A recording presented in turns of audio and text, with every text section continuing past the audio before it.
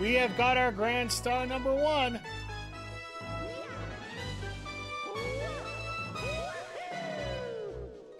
Very nice.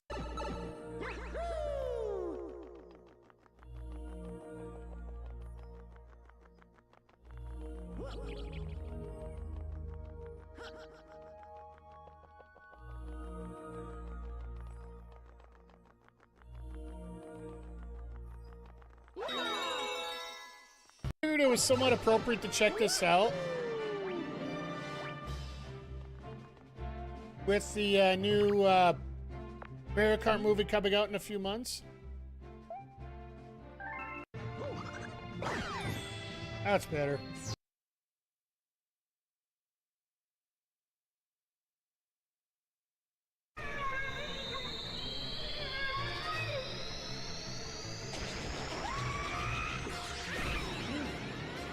Damn it, Kamek!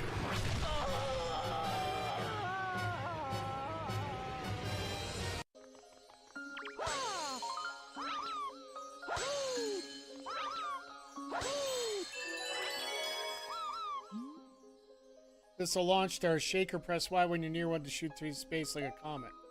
Now go explore the universe. There's lots of galaxies for you to discover. I think I'll be using Y for this point. See, I had a launch star ready for you, but the meteor smashed it up. Can't leave without it, so find all the star chips to fix it. Oh, be sure not to fall in the black hole.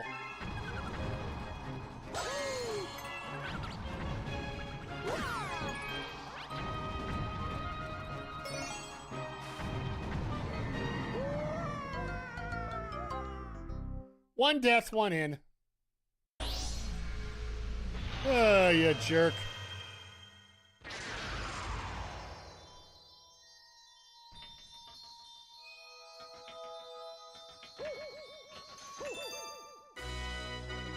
We have got our grand star number 1.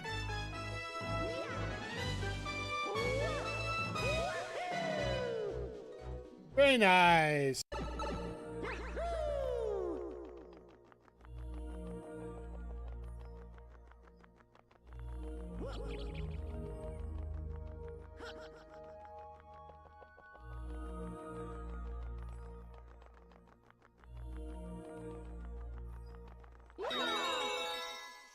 I figured it was somewhat appropriate to check this out.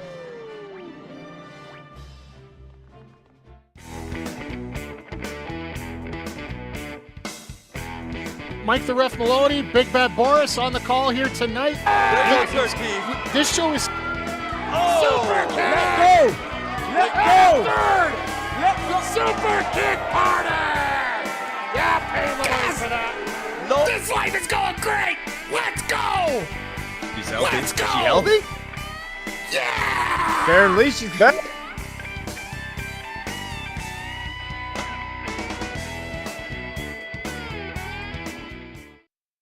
Hey, yo, yo, yo, and away we go. How's everybody doing today? Welcome to the, oh my God, I am bright. I know I'm smart, but that's a little ridiculous here. Let's just fix things up here a little bit. There, that's a little better. A little bit less white out here. How y'all doing tonight? Hope you're doing well. Turn off the brightness a little bit here. It seems it's things picked up a little bit here. How you doing, Homer? Hope you're having a great day today. I hope everybody is. Hope everybody's having a great time here. It's been an interesting week. I do apologize. I haven't been on more this week. Literally all week, at work, it's been nuts, to say the least. First week back for the kids going back to jail, aka the kids going back to school. But yeah, work just got the best of me. In 12-hour days on the feet, I literally got exhausted. So unfortunately, I didn't have streams earlier this week. So, but I'm really excited about what's going to be happening tonight. If you didn't hear the news on social media, tonight will be the debut of Backbreaker Pro Wrestling. It's not the full bells and whistles that I got planned, but At least we're going to have 4 matches here. You guys are going to get a preview of all the created characters we have. If you're at all interested in getting your character added to the game, we can definitely look at doing that. Preference is always going to go to subs. If you are a sub, we'll do our best to make sure we get you in here. It's going to be weekly episodic after AEW Dynamite every Wednesday. We got a whole bunch of interesting characters tonight. Like I said, we're going to feature the created characters tonight. And just so we have just to fill out the roster a little bit and add a little bit more, we are going to supplement it with some stars from WWE 2K25 or possibly some AEW ones. So, like I said, I'm pretty excited for this. I haven't done an eFed before. You guys are going to get to see how my booking gets a little bit interesting here and there and all over the where. So, but tonight for Dynamite, let's switch gears here. That's later. This is now.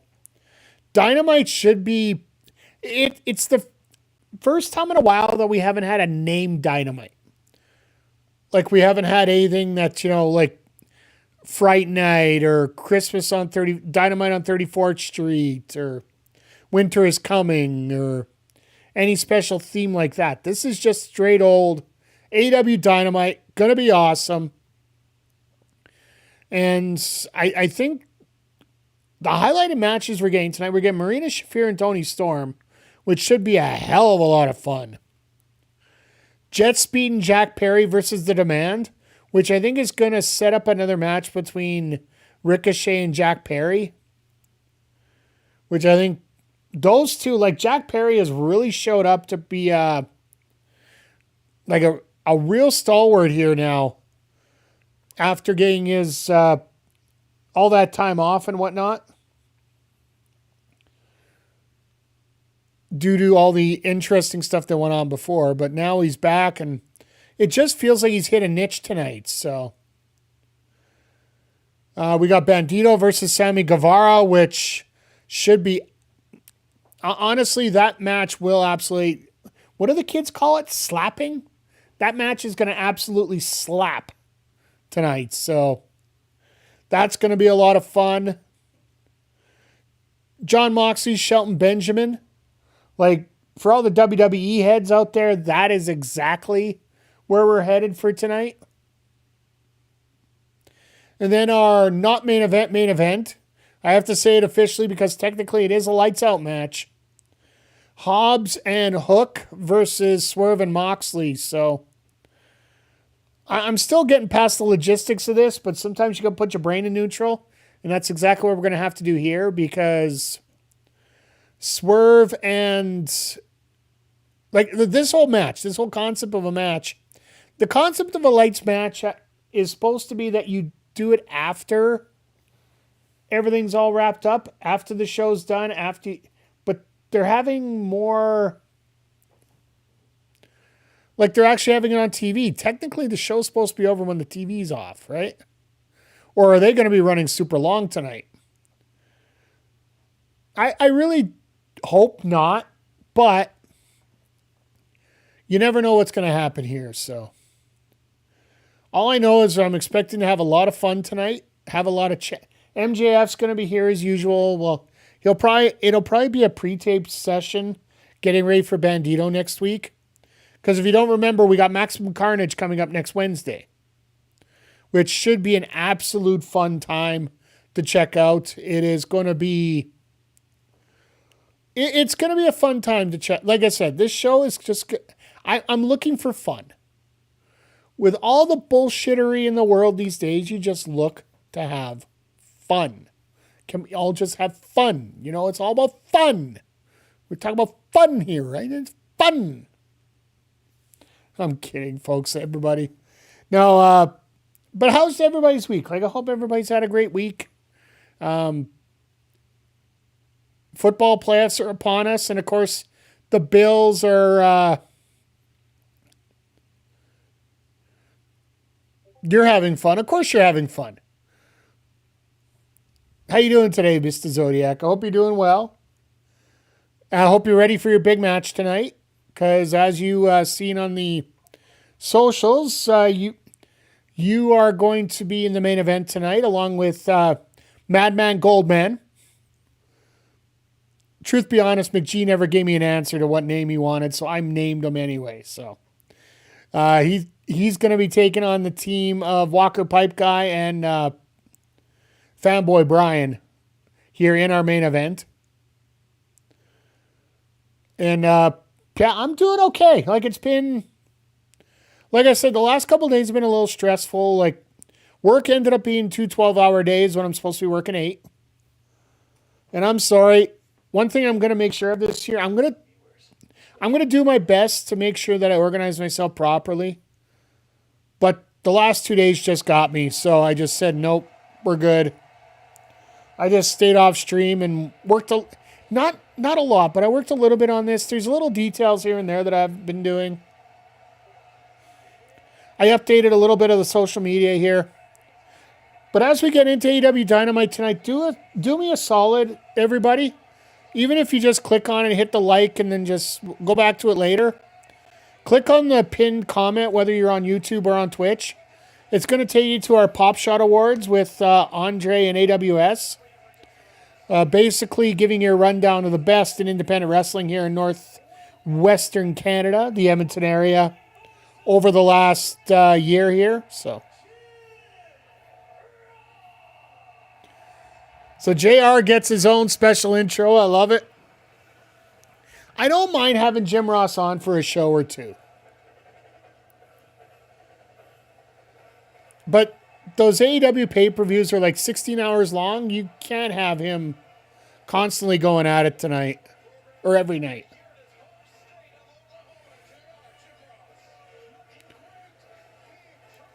Especially with all the cancer he's been fighting, and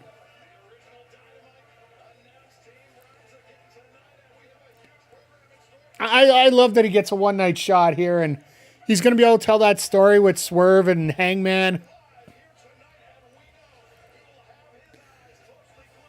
You never know. They might actually knock out Jim Ross during the show to get him out of there.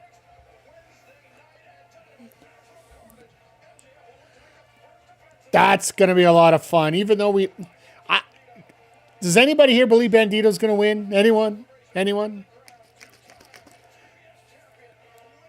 Oh, I forgot about the TBS celebration. That's going to be a blast.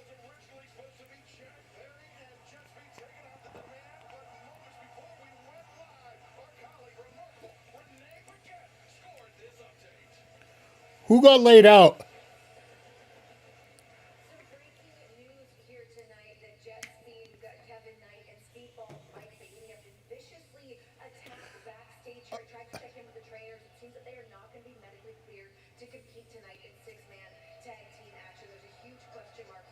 No way.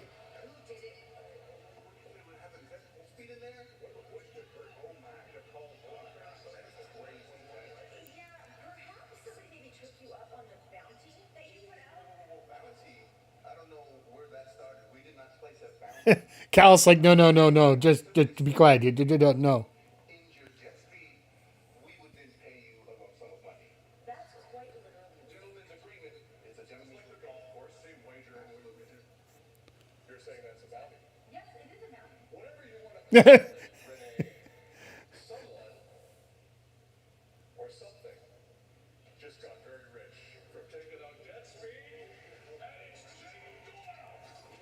What? Jake something in AEW? Holy shit!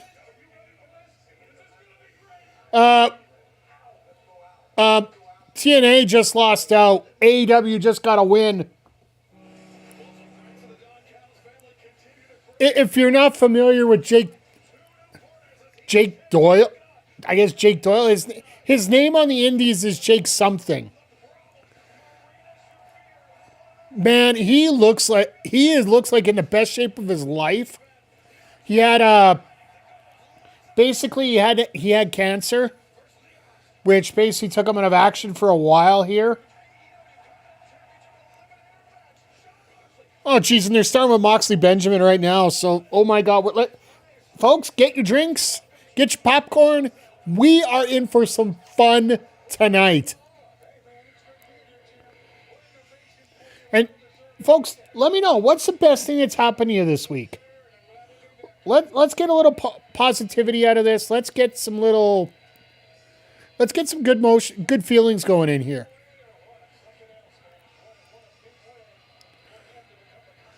Myself personally, like, the fact I got my stream set up absolutely great. I got my graphics done up.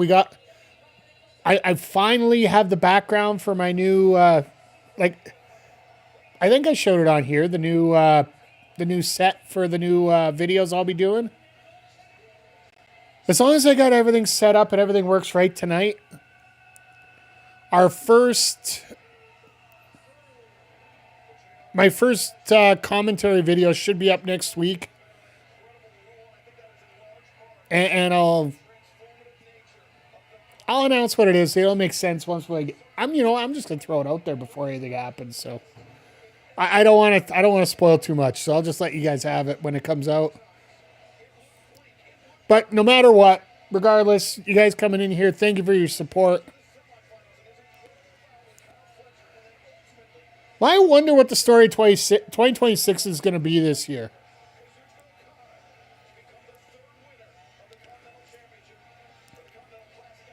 Well, is it going to be the story of redemption?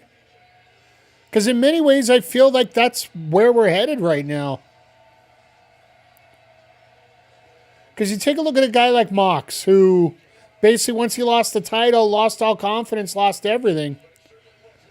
Then moved into this Continental Classic and slowly developed himself into a position where he's now have to prove himself each and every night in these eliminator matches.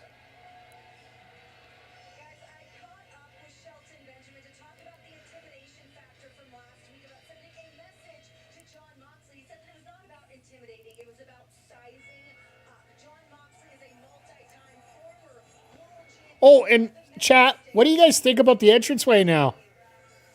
This is an actual change they're making now. The only thing that upsets me about it, do you guys remember what this looks like?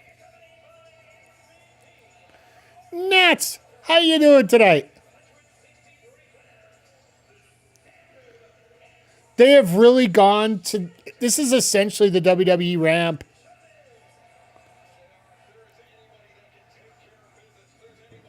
Like the compact ramp, instead of having it flat, it's just curved. Retro camera? What do you mean? Just a little? It's just a little bright. That's all. And it's got the autofocus on it and that, so it turns things down a little bit here. So that's all it was. It's not the retro camera. It's the retro program that we use for it. Instead of using, all right, I'll go quickly technical here. I have an Elgato face cam. I was using the Elgato software.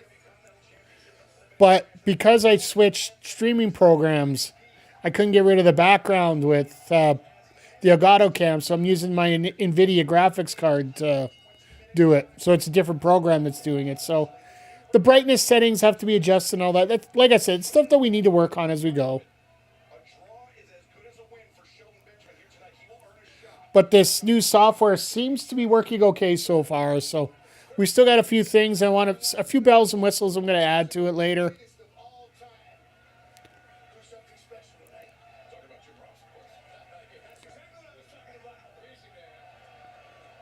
Oh, MVP, suck it up to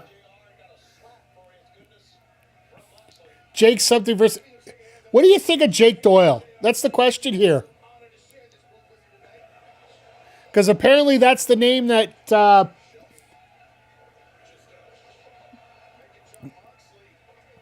Don Weasel mentioned there.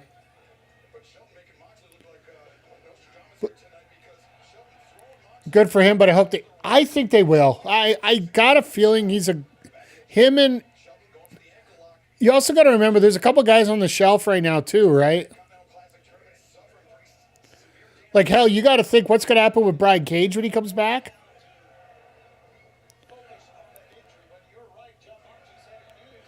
And they are, like, this is going to be the year where they're going to start cycling through a few people that they haven't used in a while.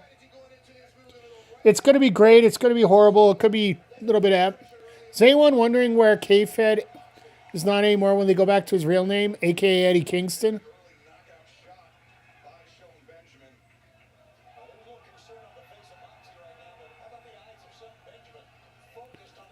Is anyone wondering where K-Fed... I don't care where Kevin Federline is. He's Mrs. Britney Spears.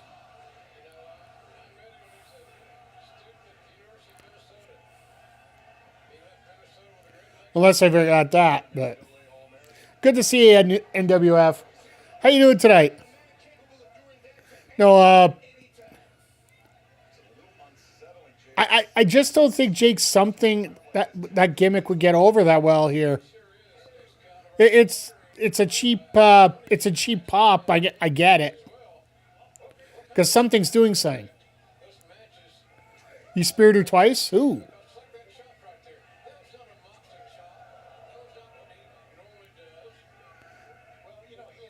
Yeah, I speared her twice. There you go.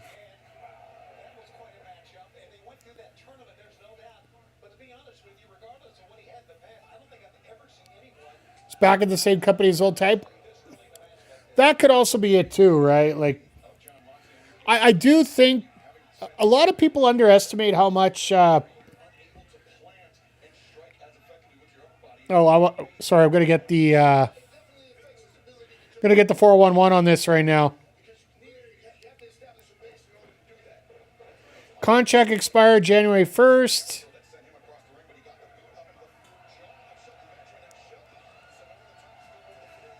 Okay, so they're setting him up as Mark Davis's tag partner.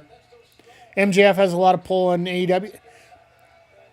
It's also a very feel-good story to have him there, right?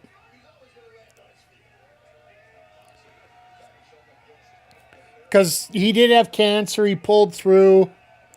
And as I was mentioning, they are going to start cycling through a bunch of names here, I think. AEW is going to have a year of change this year. Hell, you can tell by the entranceway, right?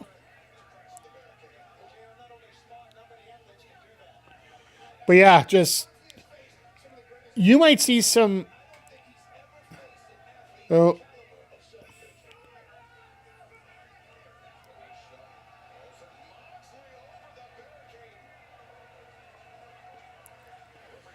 So White's not expected back anytime soon.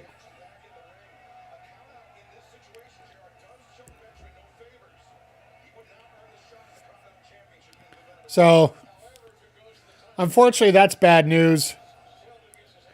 Here's the thing about Jay White, though. You're not going to... Even if you're going to be back next week, you're going to make it sound like you'll never get back. But speaking of things we're not going to see for a very long time, I was contemplating whether wearing the Backbreaker shirt tonight or wearing a Bullet Club shirt. Because as per the press conference, as the post New Japan Pro Wrestling New Year's Dash press conference, the Bullet Club is officially dead at this point. At least the New Japan version, which pretty much is 95% of the version that's left. Ospreay, yeah. There's no real announcement about that. Nats, I would hope you have a question. Sorry, it's an easy one.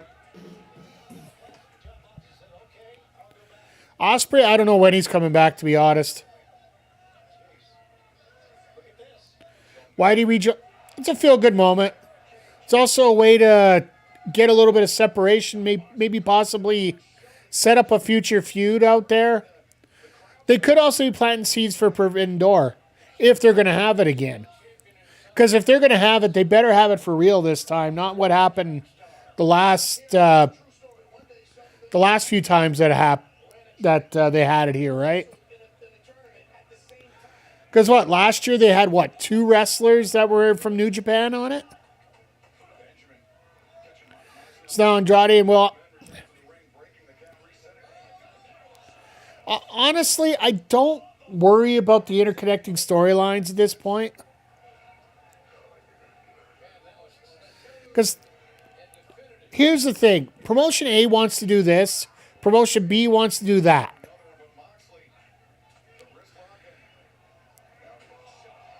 It's like an actor going to a certain play. If he's playing a different role, he's playing a different role. Fans will get a little confused about it sometimes if you're not following a little... Like, if you're assuming you're going to see the guy doing this at one spot, not in the other. Unfortunately, sometimes... What do they call it in the MCU? Continuity errors? And that definitely is what... Just like when Andrade was announced from AEW.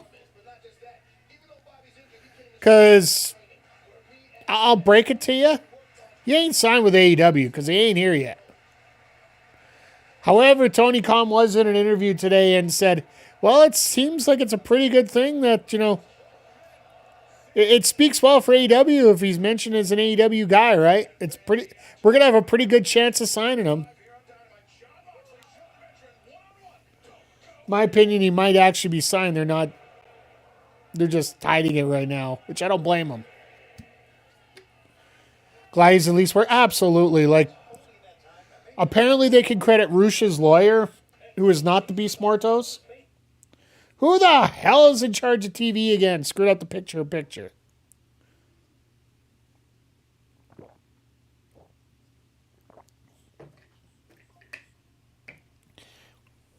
As we get straight commercials here instead of picture again. Did they change it around for 2026 or what? But, now they come back with it. All right. You guys screwed up already. Don't even bother. That's at least my answer. You don't... Network airs and TBS, name more. Here's the thing. It might not be TBS. It's probably TSN. Because this happens I don't know if you guys are getting this same issue in the States.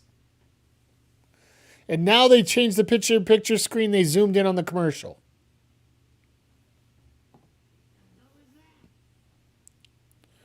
You're on Max. It's full match. Well, there you go. That sort of explains it all. So I might try to switch over to online. We'll see. Eventually, like right now, I'm literally watching it off my TV instead of online. So I might switch things up. I wanted to see how the stress test on Mel and see how close it is to running. And so far, it seems like it's running pretty well.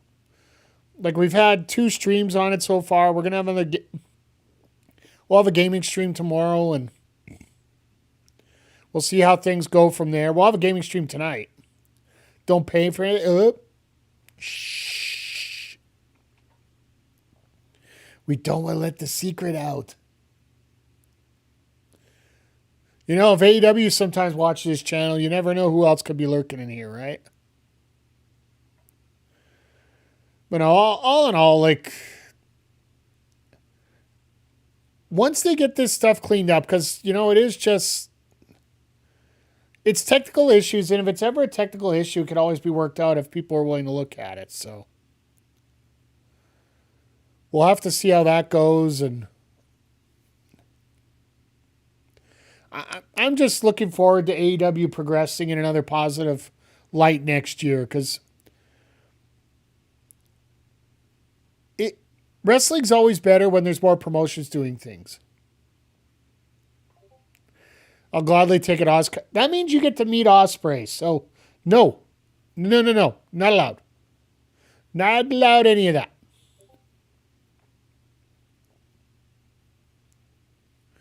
But, all right, we're back to full screen again.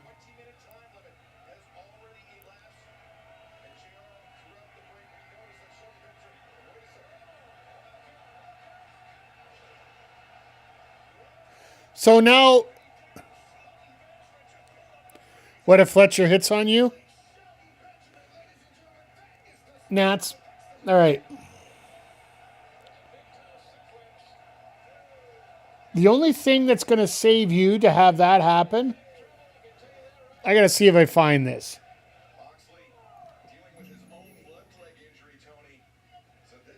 Oh, hits it. Still. No, same difference. I was going to say the only way that's going to happen is magic. I don't know if you've met Sky Blue yet. He ain't hitting on you. Sounds are coming through? Damn. Oh, that's right. Okay, yeah. Let me fix this up.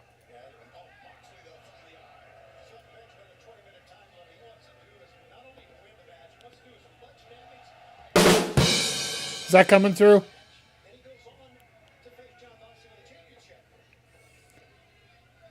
That's better. Okay, the one I did. This is the one I did play. So just so you know. All right, got that figured out again. I was tinkering, and of course, by tinkering over Tinker's tinkering.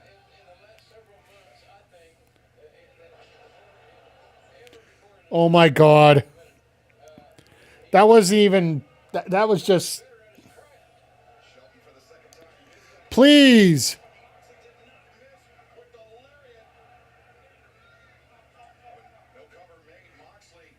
Moxley rolled over, just hurting his back. My God, that camera was awful there.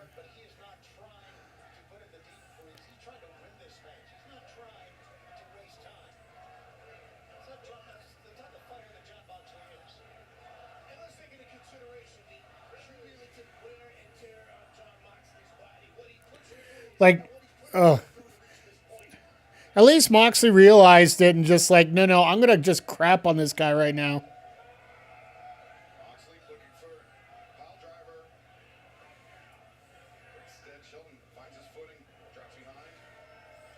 See, and this is the thing about an amateur wrestling background.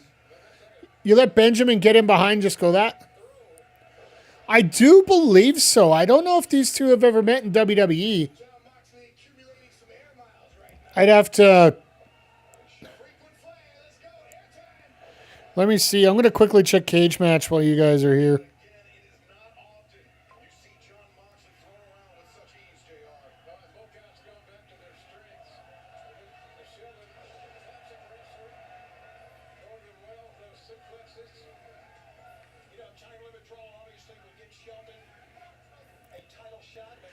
I haven't used this before, so I'm just hoping that I can get it right here.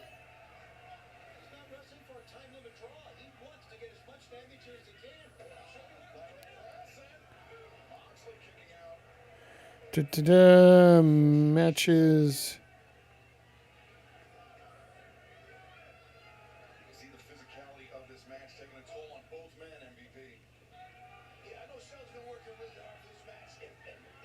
I don't know if we'll have a Jon Moxley in there. I'll have to check Dean Ambrose after.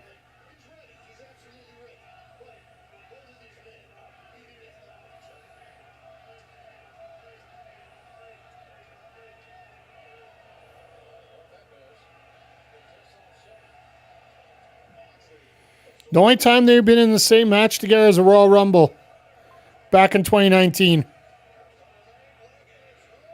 So that was back in the Dean Ambrose phase. So, yeah, this is the first one-on-one match between these two guys.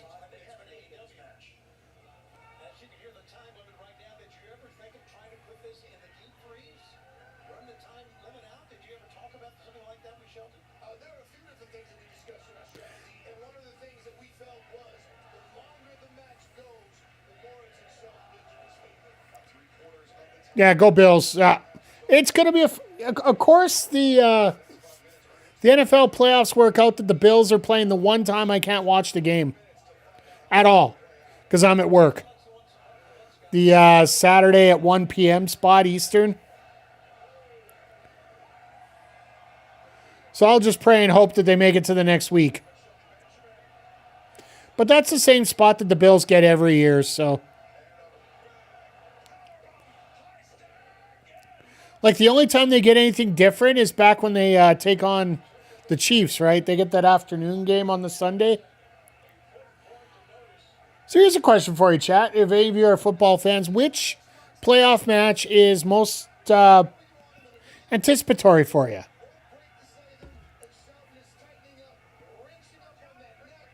At least in the first round so far. Like, Panthers, Rams? It'll be interesting. I do think that the Rams take that one rather easily, but you never know, right? It's a crazy thing what inexperience could do for you.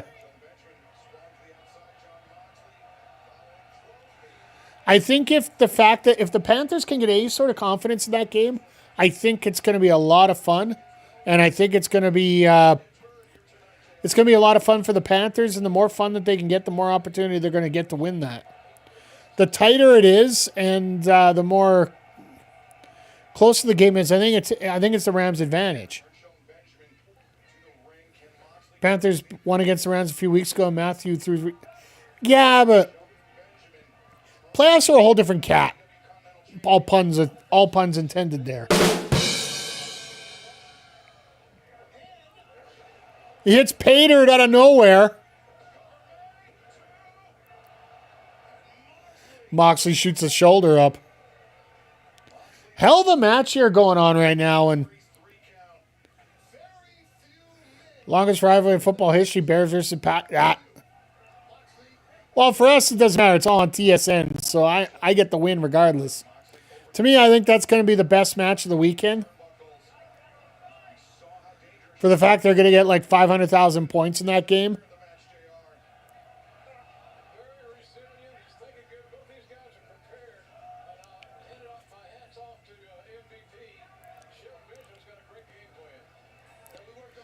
Eagles-Niners will be interesting.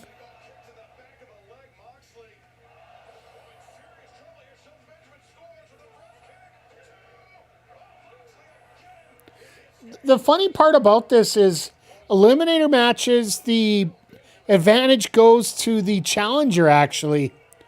Because if it goes to a time limit draw, Benjamin actually gets the win. Because he gets the title shot out of it.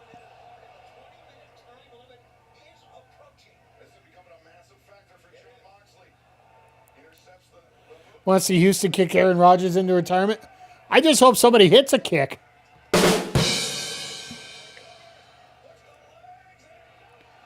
Because you got to know that has got to be a bone of contention for Rodgers. If he deep down thinks it, he's like, I won because some asshole kicker went wide right. No fan base is any more disgusted about a wide right than right here at Bills Mafia.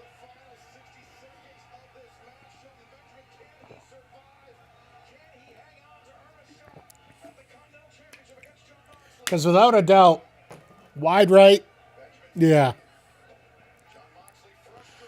And the only reason that kick was available is because their kicker decided to go wide. I think he went left.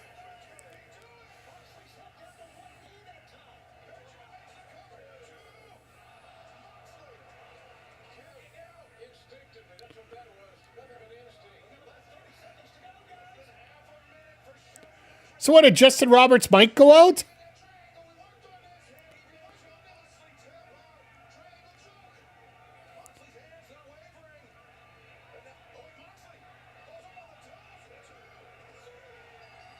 Shelton can't be that dumb, can he? Come on now.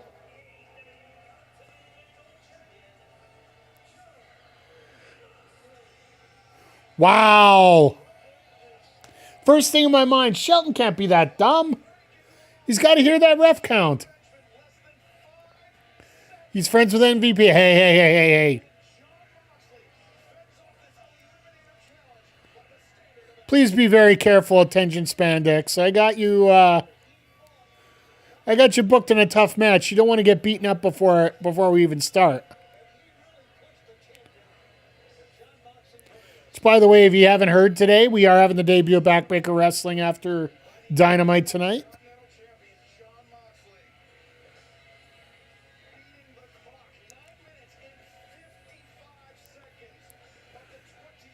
So they couldn't even announce the last 5 seconds of the damn match.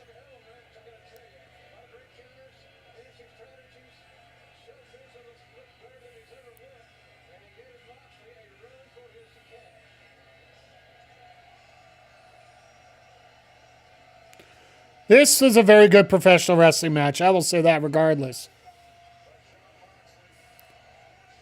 As much as we crap on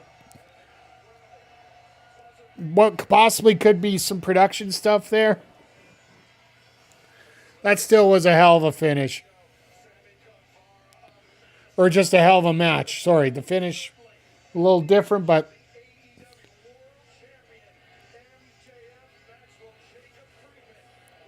So yeah, we get... Oh, goody, we get... How much do you want to bet MJF talks off Jim Ross tonight? And everybody's going to go stupid angry. But we got through the first half hour with one match. James, and it was a good match, don't get me wrong. Like, and the one thing I did see off the start tonight... Don't think so?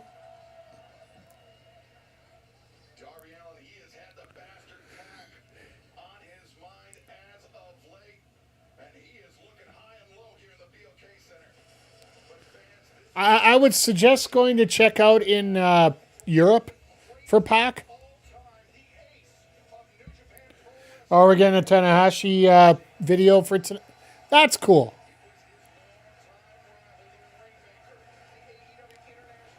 And I do like the fact that WWE did mention the Tanahashi retirement on Raw this week.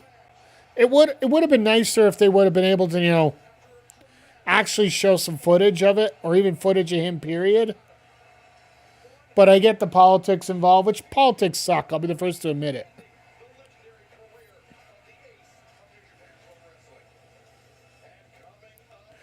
So, who do we get, folks? Who do we get as tag partners for Jack Perry? Will it be the Broke Bucks?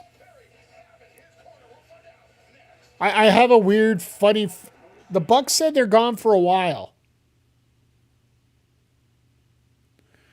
So, if the Bucks are gone for a while...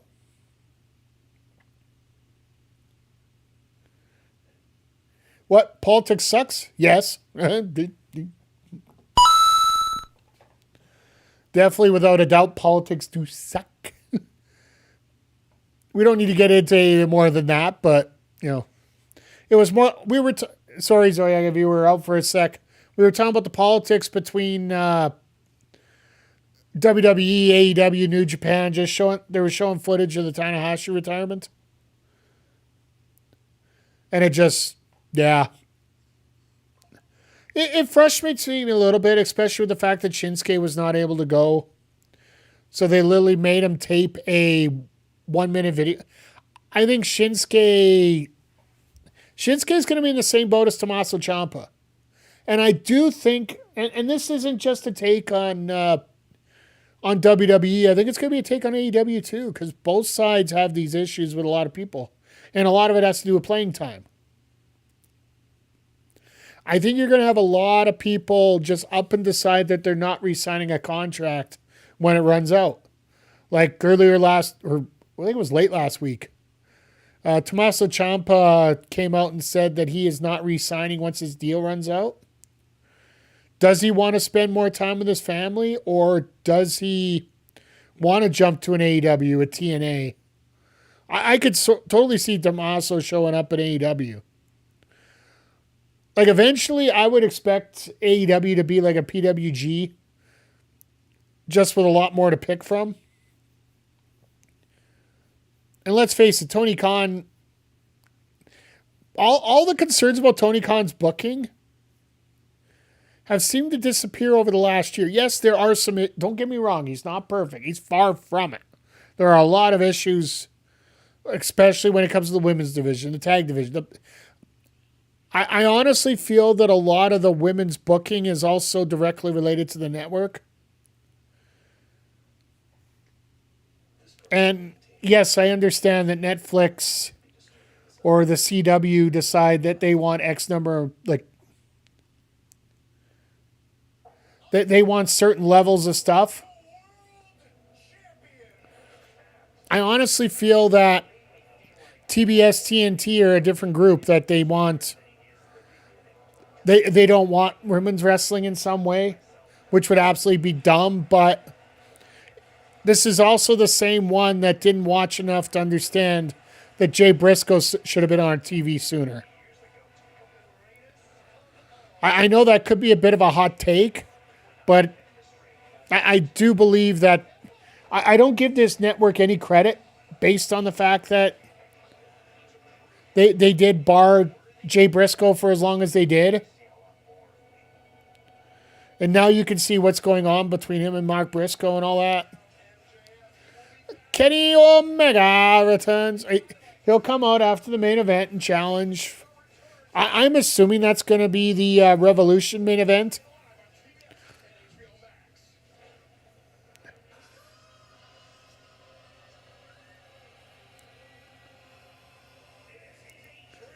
So, here's the funny part, chat, and I think this is where a lot of people are going to get hoodwinked.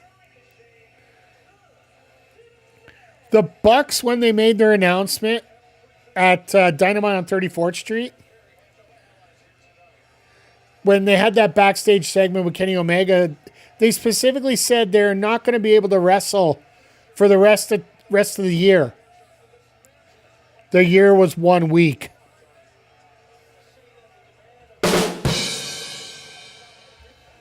Oh, is it 2 weeks forward and now they can show up?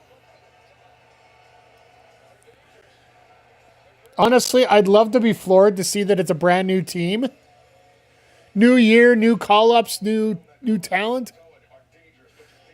Make it the Outrunners. We got some green, we got some smoke, we'll put them together, we'll have a good time. Is that the way it works?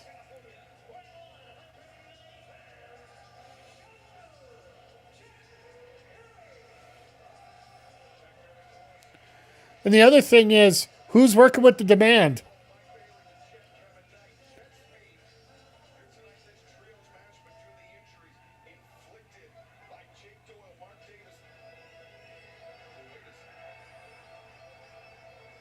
Yep, that's what I thought.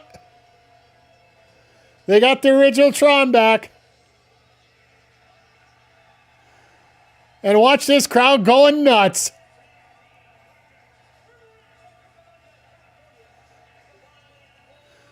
So the Broke Buck storyline is officially gone.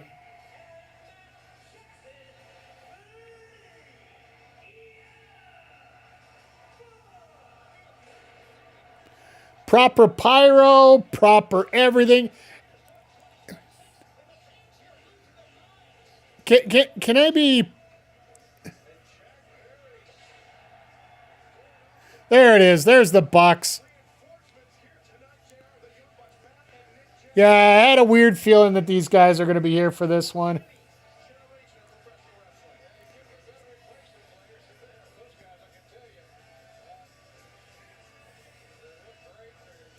Well, the Elite's back together again. And, of course, this is where you team up with the Callis family, right? Oh, God. You know it's a bad sign when Perry goes flying faster than Ricochet, right?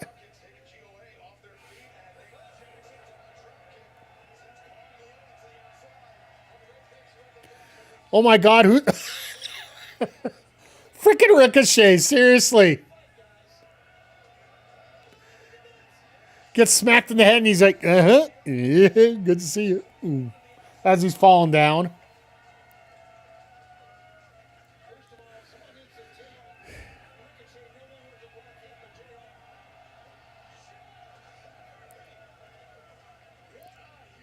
Well, somebody was wearing a black cap at ringside. That's about way to put that.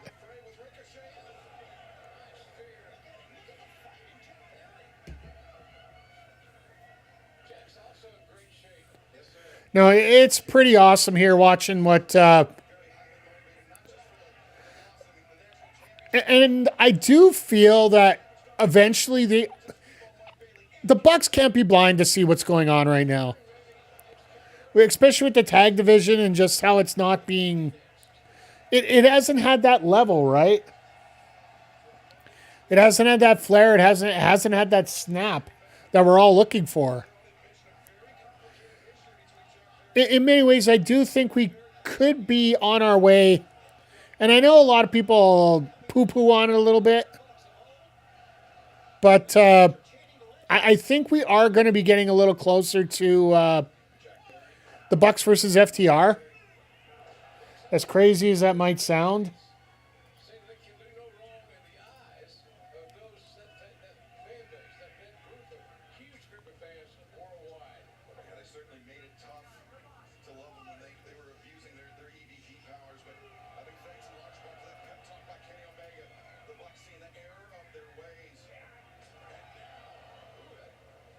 Sorry, just trying to fix something here. It's a little too bright.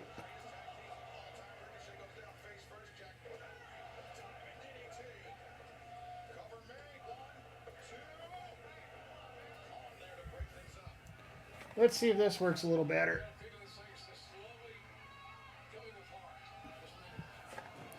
There we go. A little better.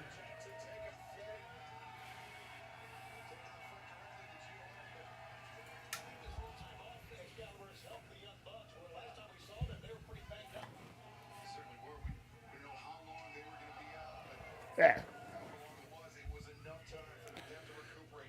Sorry about that, chat. Just moving things around here a little bit. Got to do everything in unison, even though it's just a DDT. Ugh.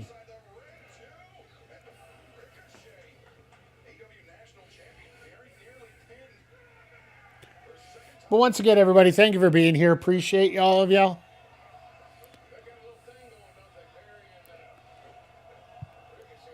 Oh, here we go. First piece of shenanigans tonight. It's been weird. It's been 40 minutes, and it's the first bit of shenanigans we've had here.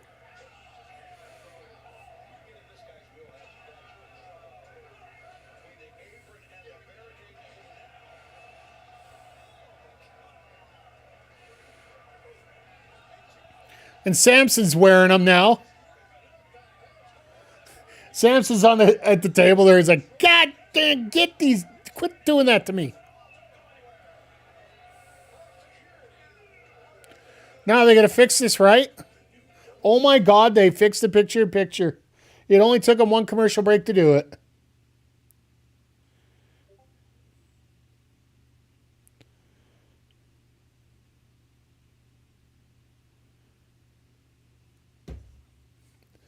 But Ricochet with that national title, like I said, it looks like there might be a way to... this is a way we might get to a rematch between Perry and Ricochet.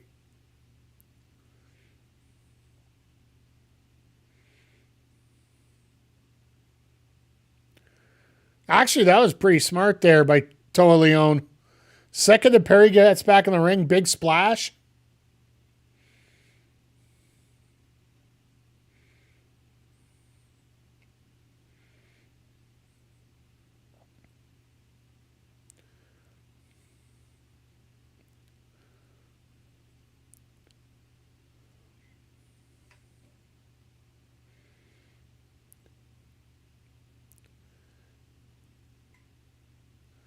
Oh, and I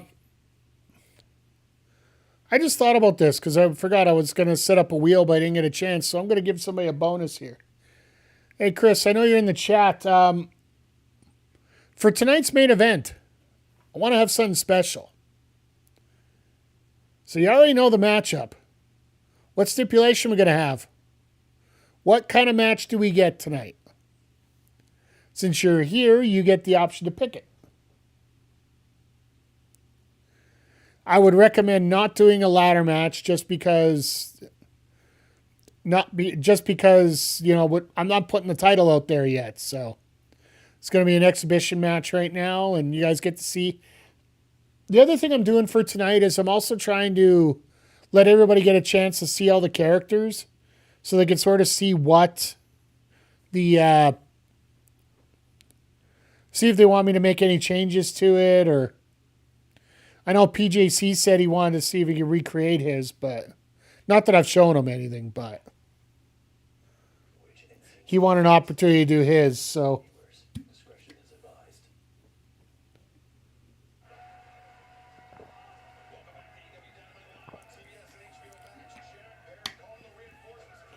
Like, I don't mind cage match, falls count anywhere, Hell in the Cell.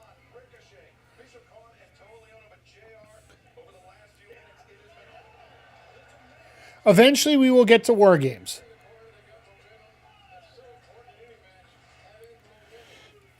Biggest reason we haven't entered Universe mode yet is I haven't downloaded everything that we need for the PLEs yet.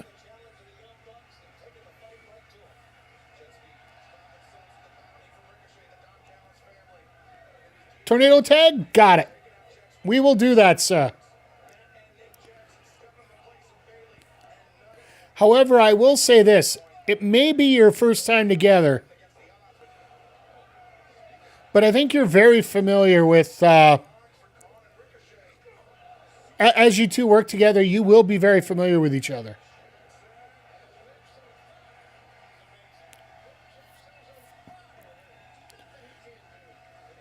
Just because my level of creativity wasn't exactly where I need to be.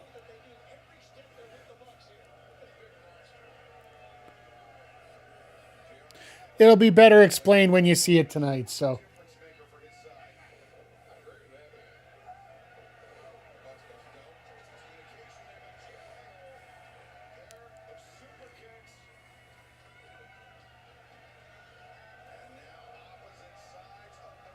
Oh, God. There we go. We shall see the storytelling unfold. I think for the first... I think for 25, we might just have me book it. Like, we got universe mode, but we also... I can just book the matches.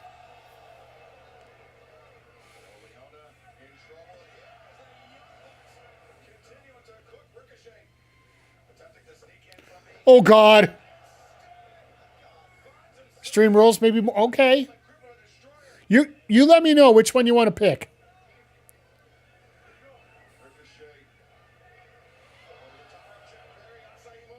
Oh, God.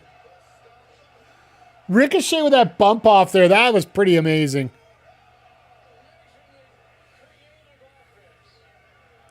In the game, there's pretty much no difference. That's fair.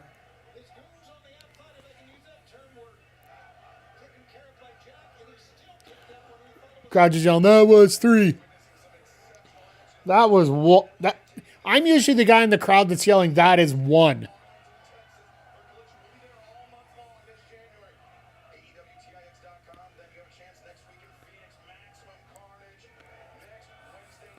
So for those that are asking, we will be having the... I will have a score bug up for the game between the Bears and the Packers for that night, so... The frick?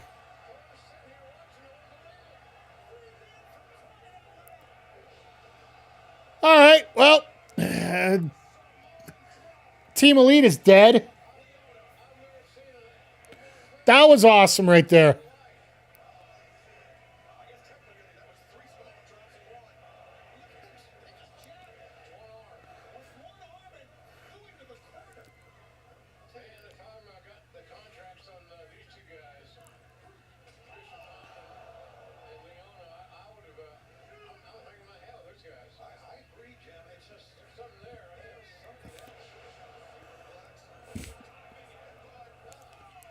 That's a hell of a combo right there.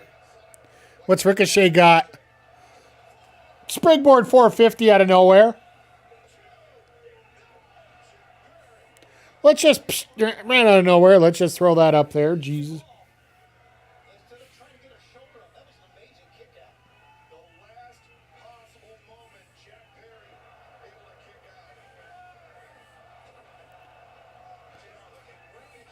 No, this is pretty awesome for a... And what, we got another 20-minute match out of nowhere here? Nice reversal. No, oh, my God. The timing of Perry on that was freaking amazing.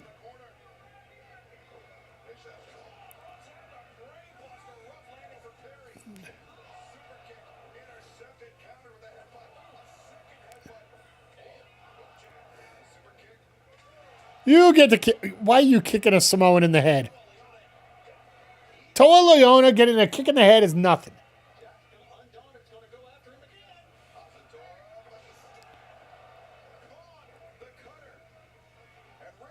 Into Vertigo.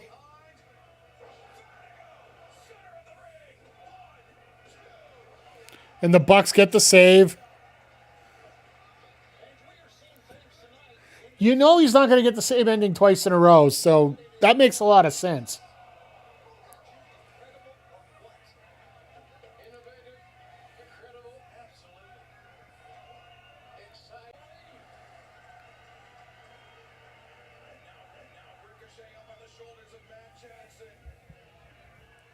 All right, chat, we're back.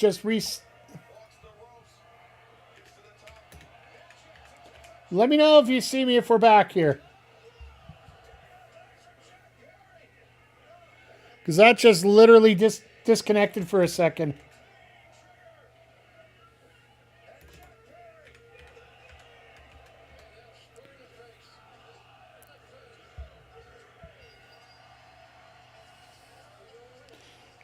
It would have to be during the high spots that happens, right?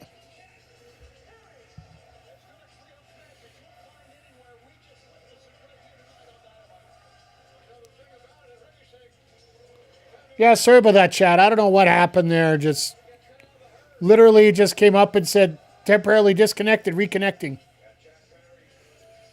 That's a meld thing. So that's the first time I've seen that here. So I'm going to have to keep a memory on that. Oh, and here comes the Callis gang.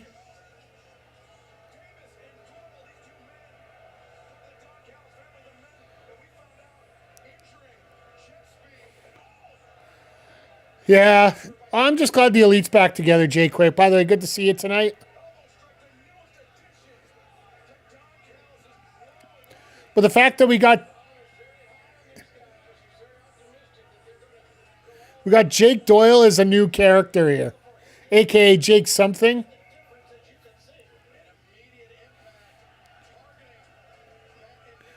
Oh, and there's Dog Callis and Archer and Clone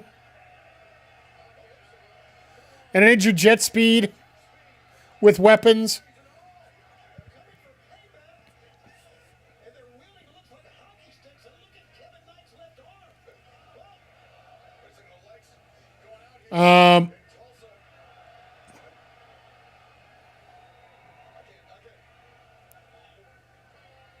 People putting on their phone lights. Oh, no fucking way. Well, took him long enough, but he's back. We knew it wasn't going to be long.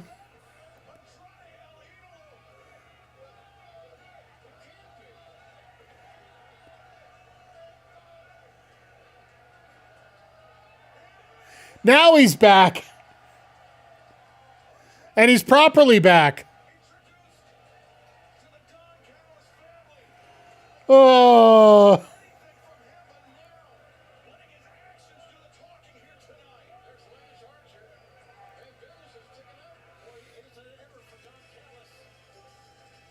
Can we have a few more people in the Callis family? Just a few more? Tony Khan's need to come up with another title. I think they wanted to have him re-debut in New Japan first and then come over.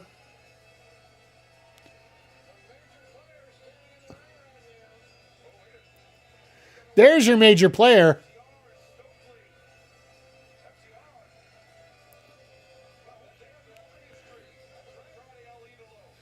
Yeah, so much for that conversation earlier. I still think we're going to get Andrade and Omega first. Or if it ends up being Omega and MJF wins the title, Andrade is the first challenger.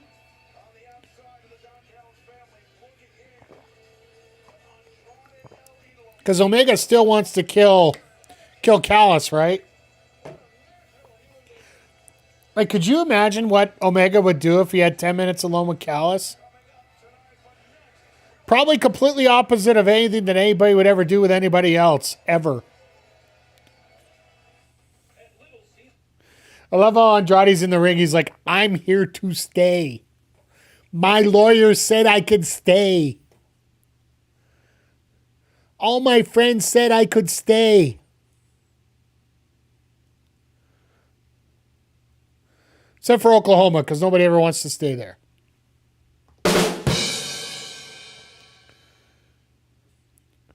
But what do you think of the first hour tonight? Seriously. Callis and Andrade could be great as Andrade needs a mouthpiece. The problem is that Callis family is too fucking big. I still remember the Heenan family. I still remember WrestleMania 2, WrestleMania 3. The big one was WrestleMania 3. And this would happen with Jimmy Hart and Bobby Heenan all the time. Morto said Andrade could stay.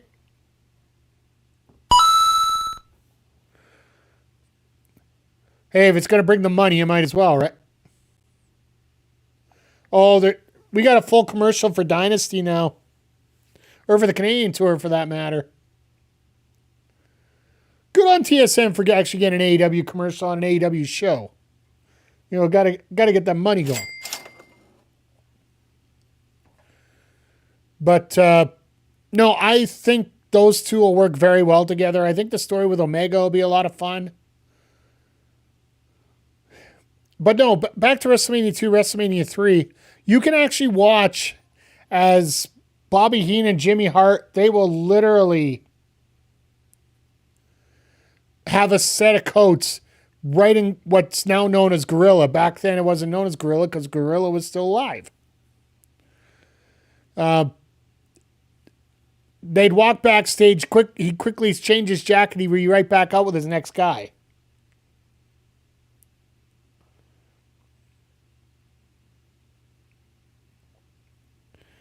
Oh, it's funny. We got another streamer, Deporticus, just put out a post here. Since 2023, he's seen Andrade debut in AEW 4 times, he said. I think it's only 3, but... Because there was once, and then he quit to go back, and then he came back, the illegal one, and then now the legal one, so... It's still way too many times. But I think we're going to see a lot of this coming up next year. Or this year, sorry. With a lot of people quitting and moving on to new promotions and just trying to change things up. And like we saw our first one tonight for AEW. With Jake Something coming in.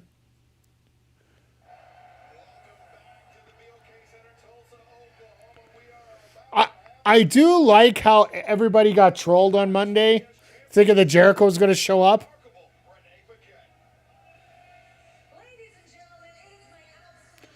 I see a cake.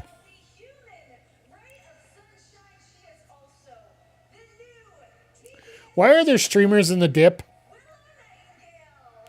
Like, as much as I like to hear everything going on, I see a cake. I think somebody's going to get hit with it.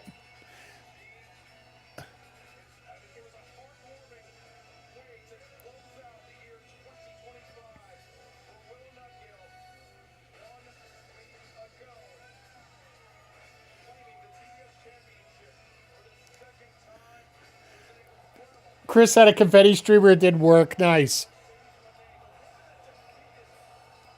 Jericho's already playing his match with Gunther next year. Yeah, like... Oh, this thing is driving me absolutely freaking bonkers here.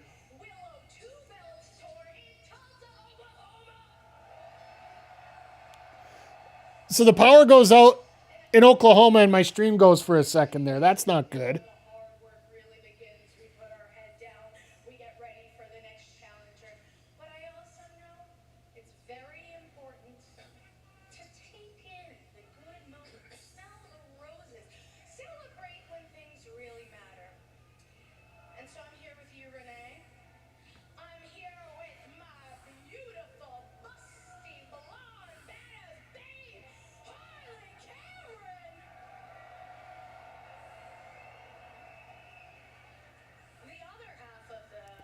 Will got her friend back? Well, for the moment. But I'm also here to celebrate a reunion. Because I've been reunited with my beautiful TBS championship. I think somebody hit a light switch and it takes 5 minutes for it to come back on. But I've also been reunited with the AEW World Women's Champion, the incomparable, the amazing Chris Statlander. Okada, turn the lights on. It's electricity. Electricity just got there. I'll give you that one. The one thing I love most of all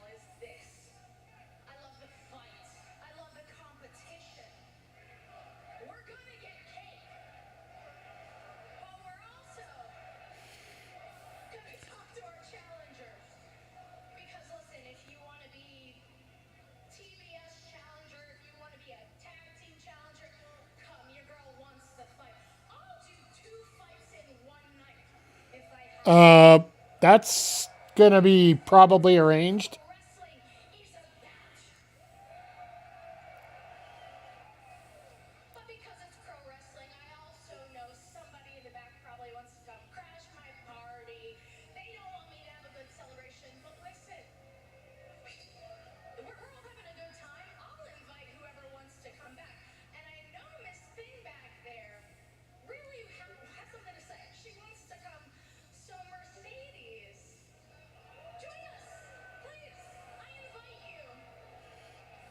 I wonder if she shows up or not. Yep, there she is. Never mind.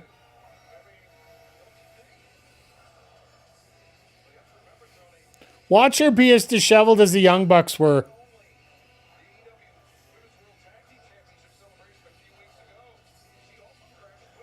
She looks like she's ready for a funeral. With the fact that she has like 9 other titles.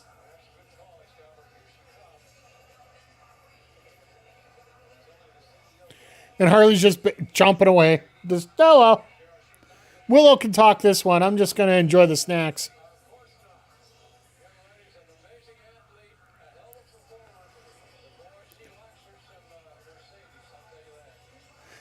I like how JR puts it. Yeah, she likes her own Mercedes here.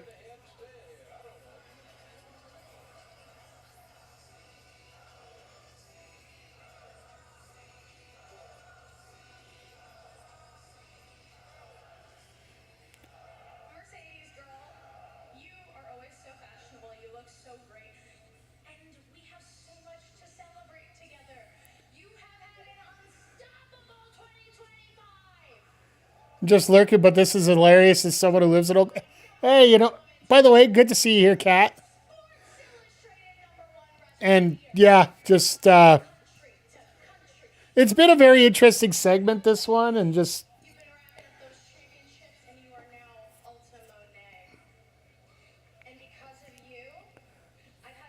great seeing you here. Appreciate you. But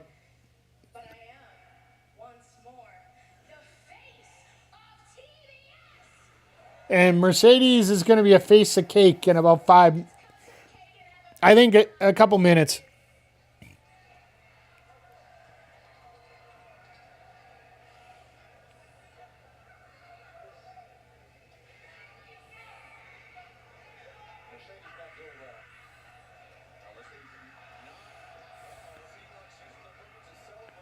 Oh, Stat saves the cake. Stat saves the cake. I want to see this. Who's getting caked?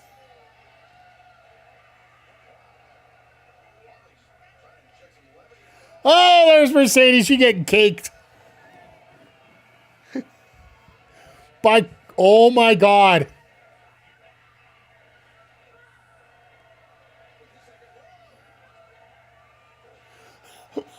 Dr. Bob in the cake. Talk about topping your dessert.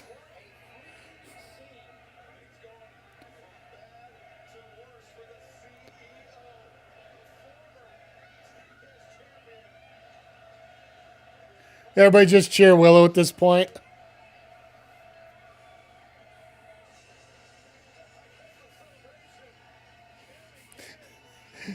They told they just like, Renee, get in the conga line. Let's go. Even though, you know, that is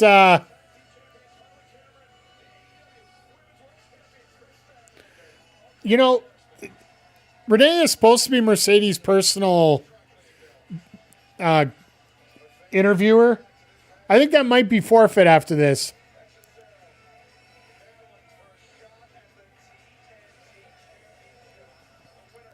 Oh, I can't wait for this match on Saturday. If you guys got a chance to see the match last week, watching Hechicero and like Commander, we almost felt like he wasn't going to win no matter what, but cake on cake crime. Was there 2 cakes or 3 cakes? I think there were 6 cakes in that ring, Vic. I will say that. Yeah, just. How you doing tonight, Vic? Hope you're doing well. And don't forget, you are making your debut tonight. If you didn't see the social media posts, definitely plenty to watch. Yep, I will go with that. Mellow Beast is making his debut tonight on the debut episode of Backbreaker Pro Wrestling. Going to be in a 4-way match with Attention Spandex, as well as PJC and Hoju. So that'll be coming up right after Dynamite tonight. That'll be match number 2 on the card tonight.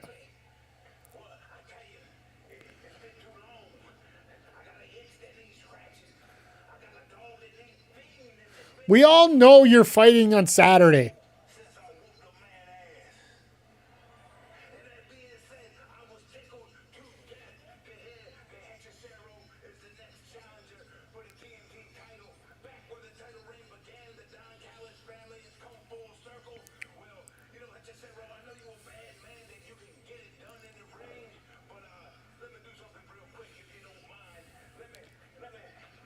What?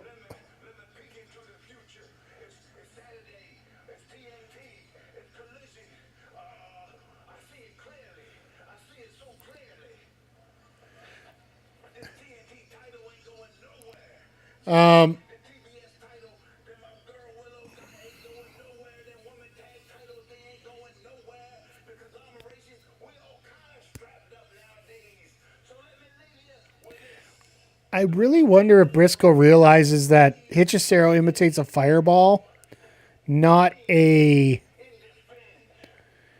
crystal ball. Maybe it's just me, but, not that any promo that Mark Briscoe does makes like 100% sense. You gotta translate a little bit of it to make a little bit more sense, but no, just a whole lot of fun. Like, that match will be a little insane. It's going to be interesting because Hechicero usually does a lot better against people that are a lot of speedsters and that.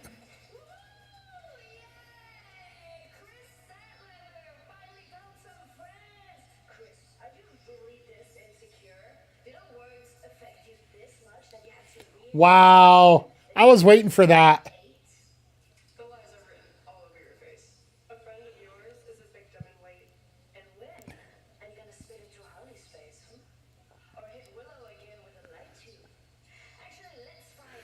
I like to see here hit Willow with a light tube. I'd like to see Ape.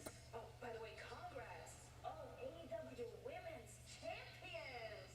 Let's see how long the 3 of you can last against this. And make no mistake, we're not friends. We're sisters. We are bonded by blood. We are the daughters of violence. Now come on, friends. Let's get toxic.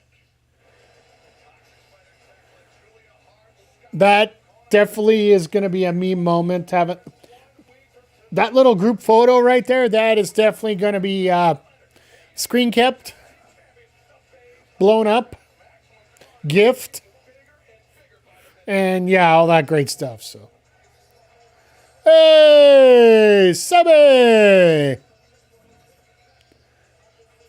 So Sammy wants to take on Bandito. I was surprised they didn't put the ROH title on the line.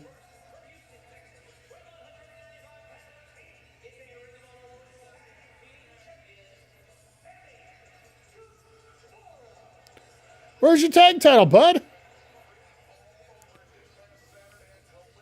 Forgot the title? Left it with Ty at home?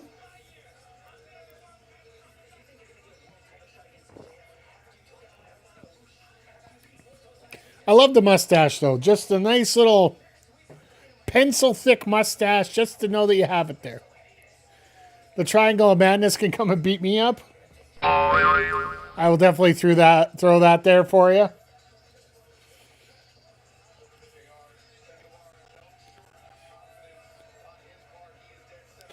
No, it's nice to see Sammy getting a little bit of work, and I do wonder how much, like, he's primarily going to be an ROH guy, but I'd like to see him move a little bit more than that.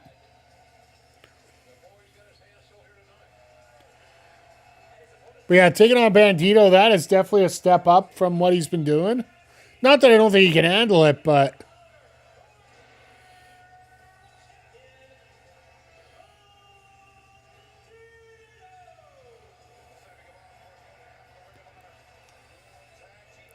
I honestly feel Bandito could be like a sole, like, offering of honor onto the main roster champion on a full-time basis. I don't think anybody would even flinch. He belongs up here. Like, don't get me wrong, Ring of Honor is an absolutely great show, and I do recommend you check it out this week.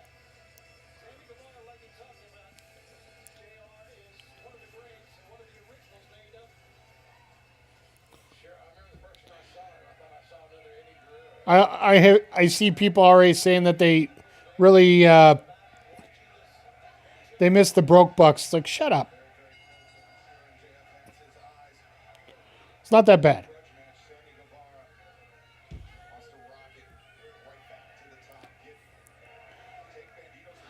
The only thing I don't like about what's going on right now is they're probably going to lose. Oh, God. Hey, that's Okada's bit.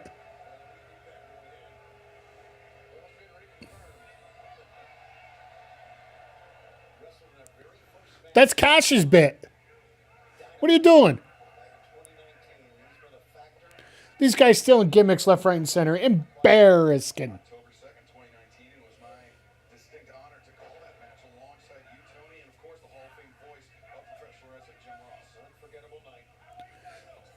Yeah, the good old Cody Rhodes versus Sammy Guevara, the first ever match in AEW. Just like we're going to have our first ever match here tonight on Backbreaker Pro. Got to have one of the EVPs in the match, so of course I got to step in. You left your house and walked into mine. McGee with a wild resub out of the middle of nowhere. Thank you, my friend, for resubbing 46 months. That's a little bit of insane. How are you doing, McGee, a.k.a. Madman Goldman? By the way, you didn't tell me what name you wanted, so I made one for tonight. I can always change it, so. Yes, McGee, you can help answer the question here. Your main event tonight, since you both are here. You get to pick the stipulation. Do you want Tornado Tag or Extreme Rules in your match? So at this point, you are named Madman Goldman. We can always change it later.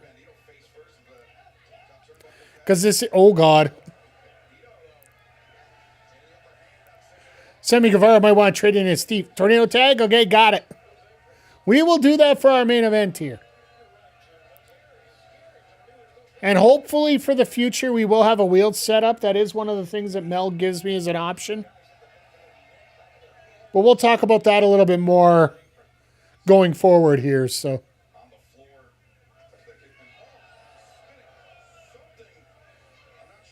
where'd he get that water from?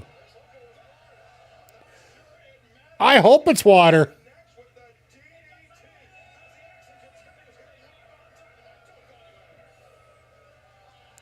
I sincerely hope that was water. But yeah, just we'll talk a little bit more about Backbreaker Wrestling at the conclusion of Dynamite here, but it's going to be a lot of fun. We have 4 matches on tonight's card, all just created wrestlers from our that are representing either subscribers or people that are friends of the channel and whatnot.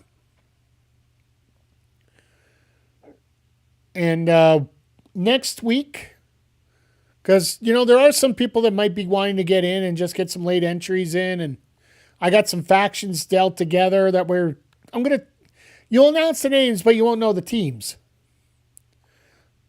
You'll be able to figure out a bunch of them if you keep track and keep a scorecard on you. But the remaining slots are filled in with some special, unique, not anybody that you would see on TV right now kind of deal, kind of thing, right? Because we got to get some extra help in here. But Yeah, like, I'm just happy that tonight, like, if you look at AEW tonight, we've had, look at wrestling as a whole. We've had, 3 debuts this week for WWE? NXT call-ups that are officially signed, even though one was signed in a commercial break. What the hell is that? Sorry, I normally don't crap on WWE, but showing the official contract signing of one of your newest and hottest talents in the middle of a fucking commercial break? You tell me career suicide when that's what's happening. Ugh, sorry, just... What the hell is that? Sorry, I just have to sum it up that way. But then tonight we had two debuts in Jake Doyle, a.k.a. Jake Something, as well as the third introduction of Andrade El Idolo to the AEW roster, which is now official because he stood in the ring and said, "I'm staying this time." It seems that we got everything settled for that now finally, so.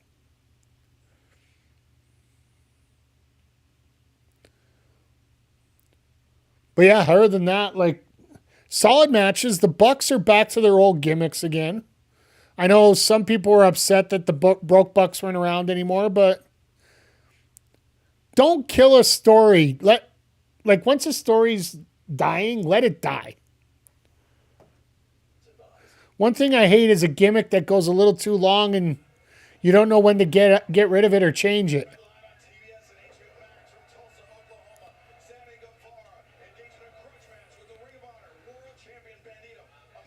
You don't go in and playing into it even further, even possibly creating a segment talking about what most people are criticizing you about. Not that anybody in AEW did that at all. Nobody would take up extra TV time with something like that. Ever.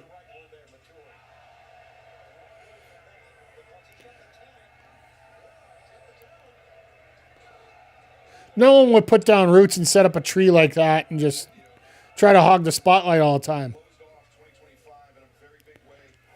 Because you know there are too many people trying to stab him in the back like Judas.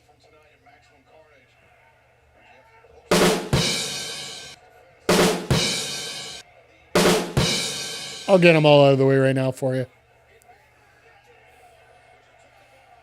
Anybody looking to buy a Dynamite Diamond Ring?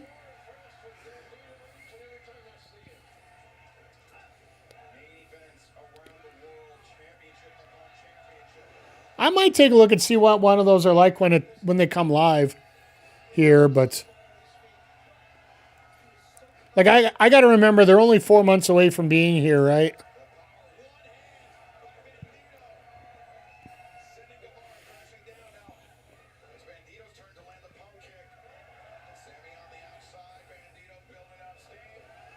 Damn, what a shot.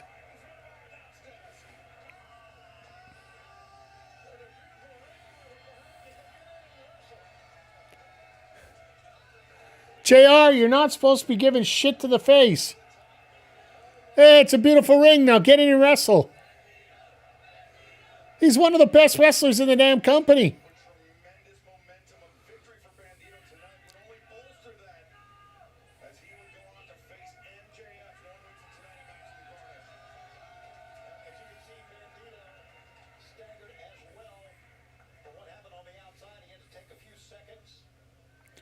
It's nice to get JR in spurts. Like I said, it's a good nostalgia pop for tonight.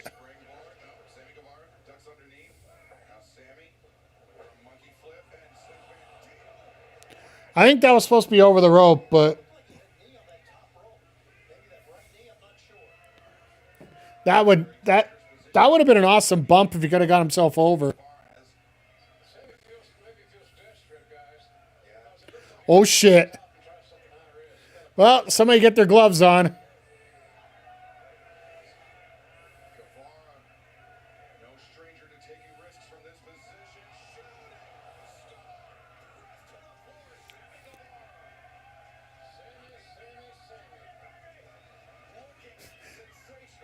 I'm sure you are, Sammy. And the crowd has got one of my favorite chants going on. You still suck. You still suck.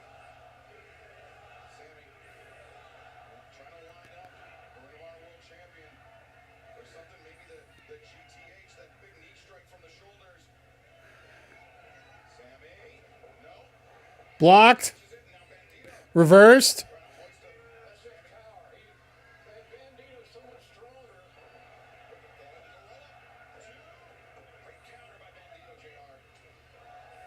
There it is. Nope.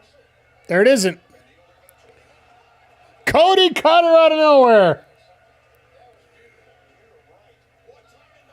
Yes, I know it's an Oz Cutter too. But just with Guevara, it just feels more like a Cody Cutter when he does it.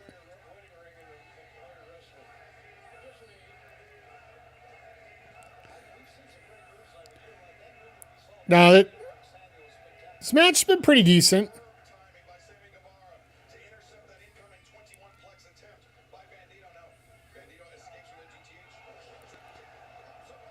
Pop-up cutter.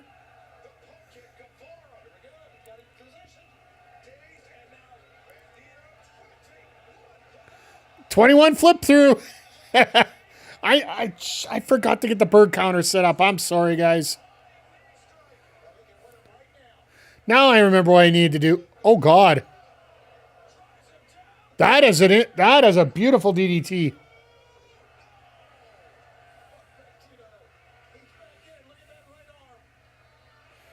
Bandito holding up that gun, challenging his inner Cash Wheeler right now.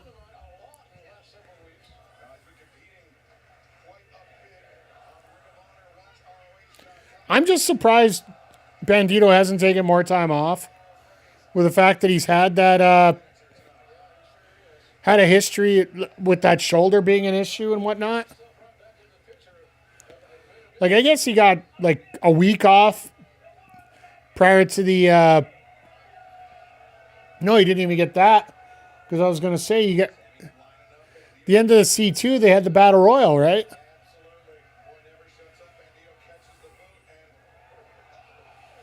Oh, God.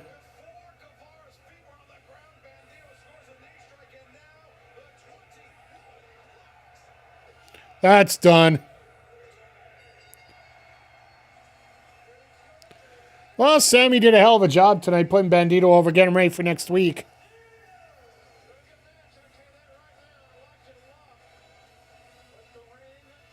They had to make sure the ring got on the finger because you know who's coming. They didn't even let the music get like even a quarter in there.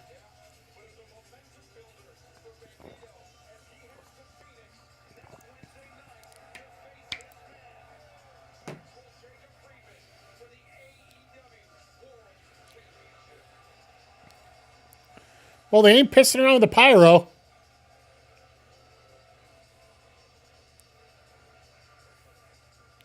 I really wonder if this is going to be the final set for these guys. The hell? Really?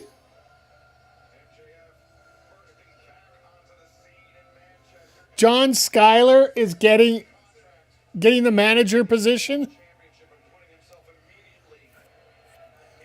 If you don't know, this is who was working with MJF down in CMLL when he was being the ultimate dick. Even more so than in AEW.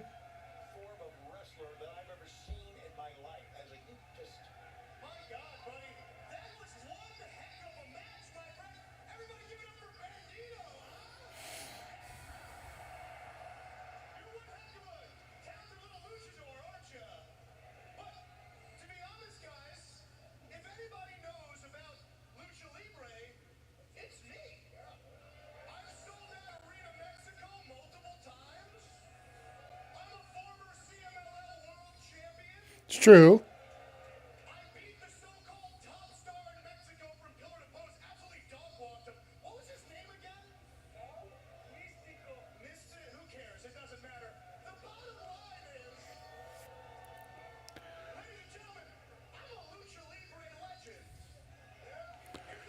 With all due respect, trying to get over a Lucha Libre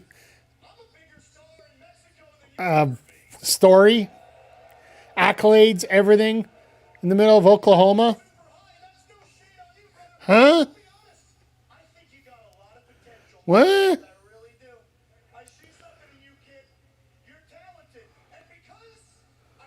Like all the extra jokes I would throw in, Catherson's here, so I'm trying to play nice here a little bit, but. Oh, it's John Cruz, not John Skyler. Sorry. John Skyler's in TNA. That's my bad.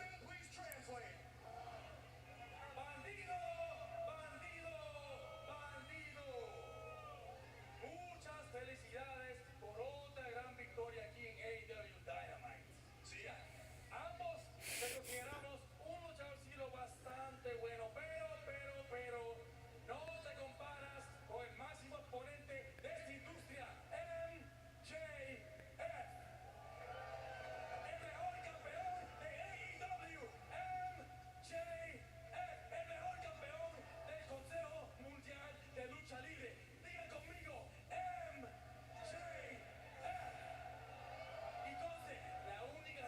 You know that 3/4 of this crowd has no clue what he's saying, right?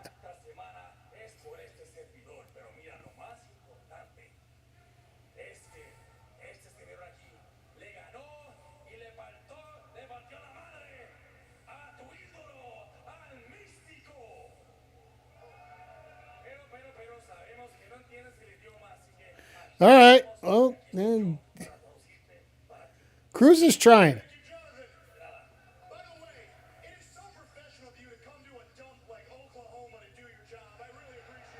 There you go. There's that cheap pop.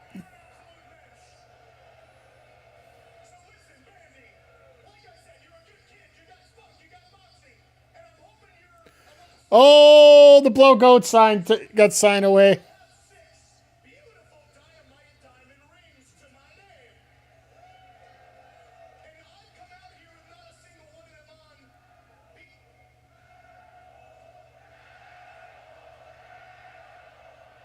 MJF, go make another bad movie.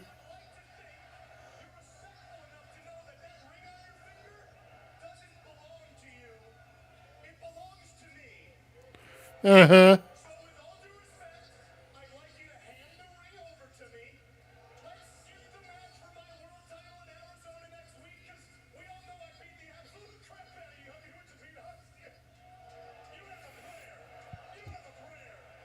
You know, all this crap could have been saved for Shafir and Storm to get more TV time tonight. Once again, MJF is in that category of promo going long.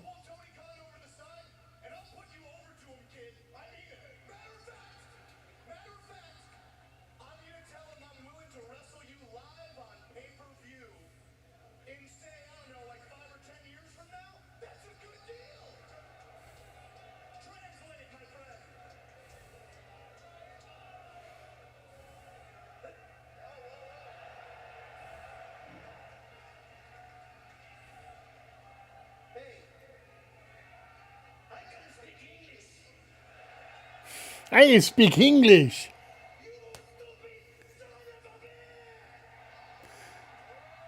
Well, that's some easy words.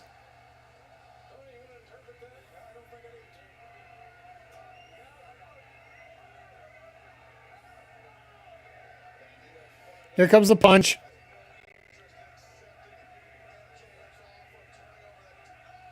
Oh, never mind. Just kicking the balls.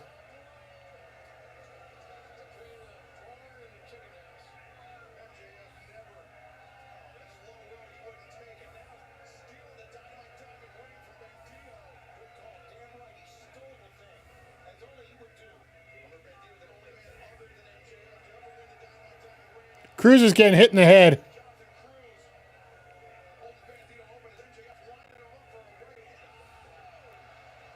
Nice work, MJF. Nice work.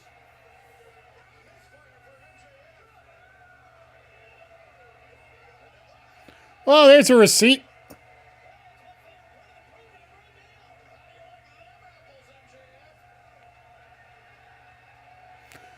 Of course, he's got to wear it like a Hercules ring. Oh my God, Cruz Cruz really realized that he wasn't in the right position. And all of a sudden, whoa, no, shit, can I get back up? No, here we go.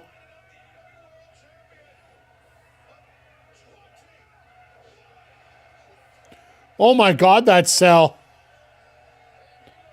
It's like MJF was going to do a full flip after that.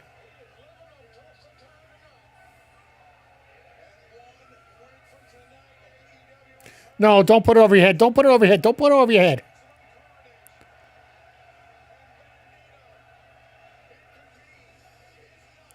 That's smart. That's smart. It's not yours. It's like, don't put it over your head until you actually own it. It's bad luck. We all know about bad luck there, so let's not have any.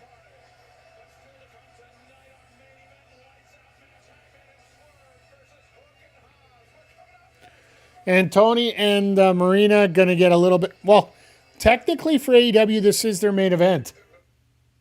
Because the Lights Out match is not an official match, right? 21 Plex takes too much. Yeah, I get it. And the fact that... the best example is Cruz right there. He realized that he wasn't in position to take it when he was supposed to, and he managed to sneak himself up to get him there, so...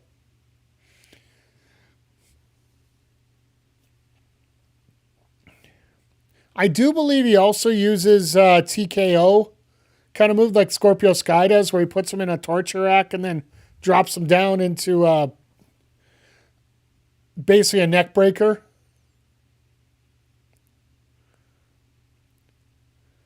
But yeah, the 21 Plex, if you can get it in there, and even when he hits it half the time, he can't get the proper bridge out of it. So, like when he beat Ricochet, he didn't have the bridge on it.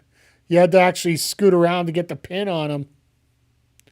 That's the part that gets you a little rough here, so.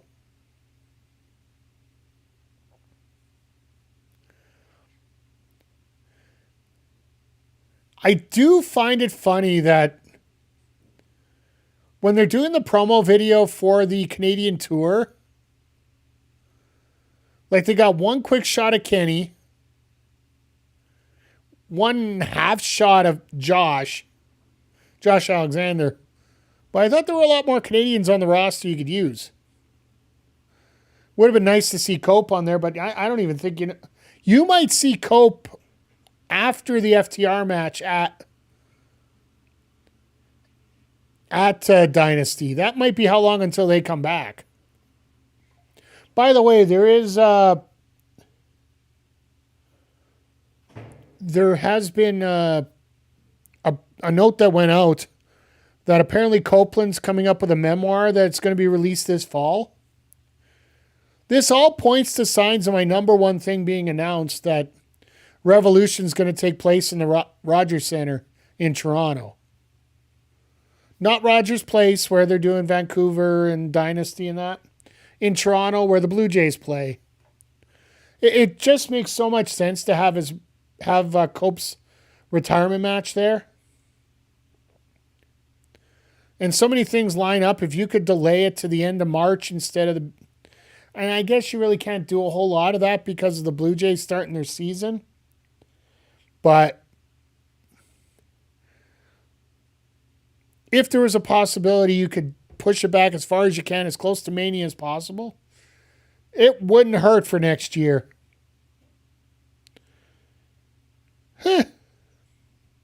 Trae Young traded to Wizards, so maybe they will finally not suck for the first time in decades.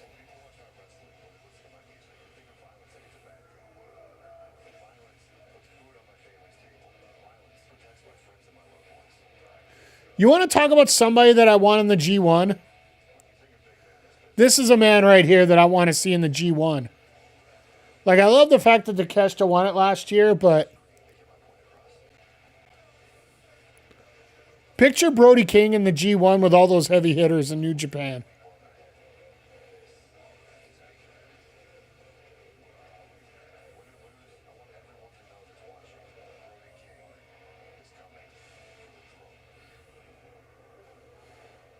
I would love to see Brody as champ.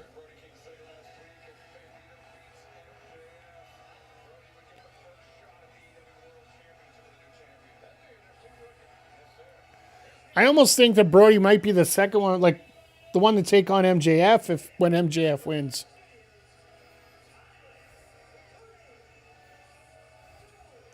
Question for you, chat. Do you think Brody King and MJF could main event a pay-per-view?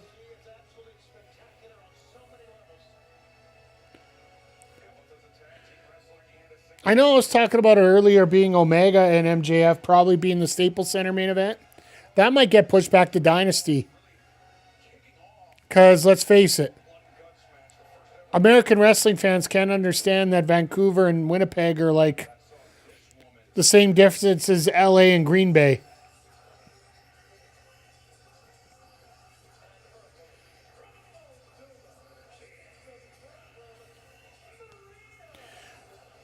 Oh, this should be a lot of fun. Marina and Toni.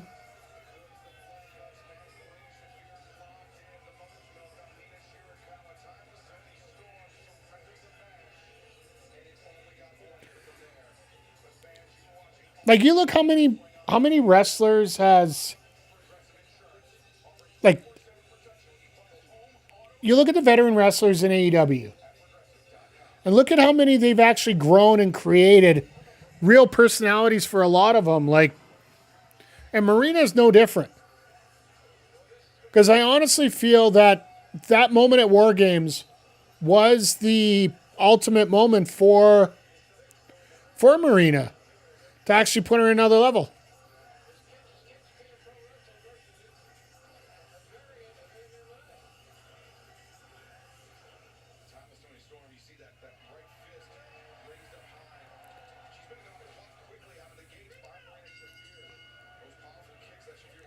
Toni tickled Marina's feet. You sick frick.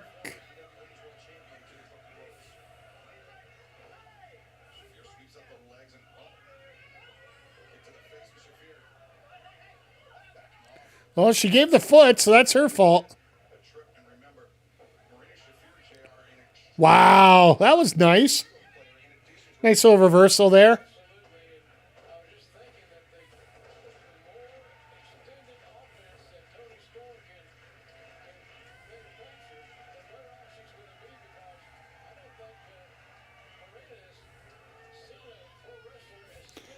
She is getting over with this crowd already.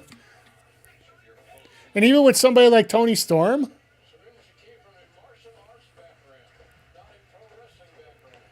Oh, the pace of this match just picked up a fair bit.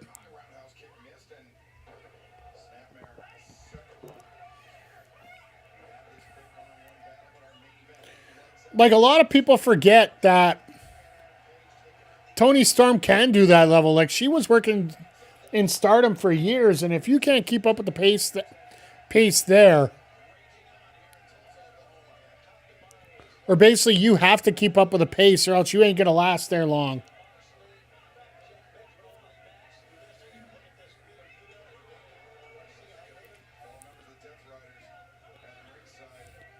Well, of course Cheech and Chong have to show up.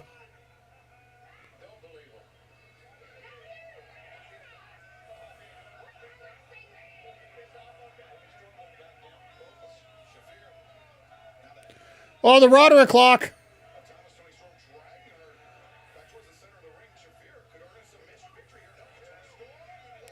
Marina forgot to kick out there. That was three. That was a 3 right there. She pulled a Shelton there, it looks like.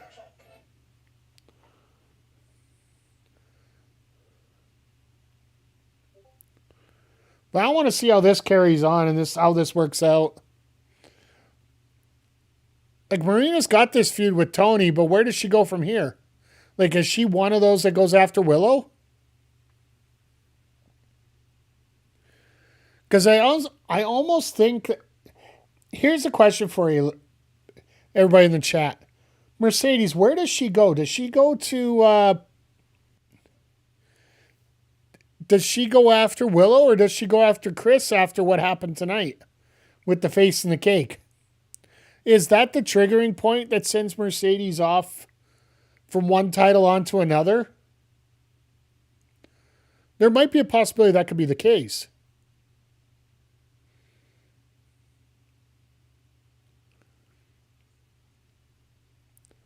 Like, to me, either match would be good. It's just, we've seen Willow versus Mercedes now twice. And Willow does have all those victories, so I don't know if we do it now.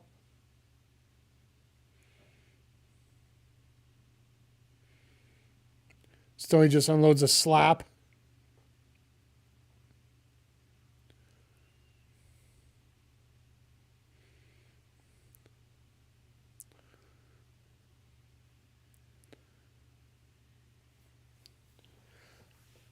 Now, it'll be interesting. Like, we are going to get... It almost looks like we're lined up for Stat and Tekla. I almost think Mercedes maybe takes some time away right now. Once again, as we were talking about earlier, I've said it on previous shows, we got literally 2 months until our next pay-per-view. Which, let's face it, in wrestling circles, that's unimaginable how much time they have between shows. Like, March 15th is our next show. That's the big one. We got Maximum Carnage next week, which essentially is another Clash of the Champions type show. Except the real Clash, not the one that AEW had to do for TBS quarterly. That ended up not being a championship match all the time.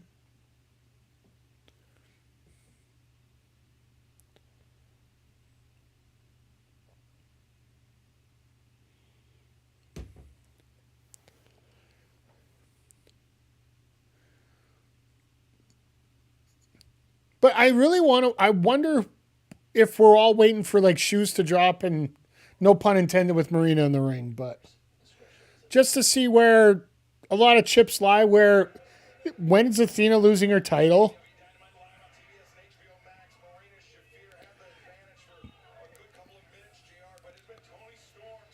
Because let's face it, we've been jumping the shark for a while now as to not being a part of... like, she shouldn't really have the...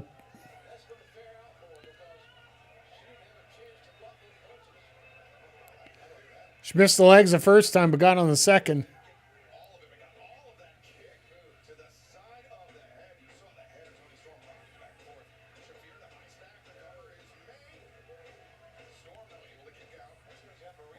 Sorry, that was just a hell of a shot there.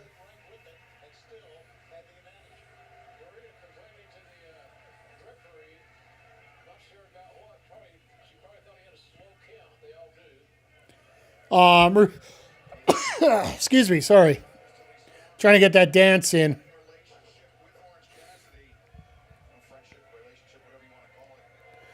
I like the fact that Marina finally has a personality.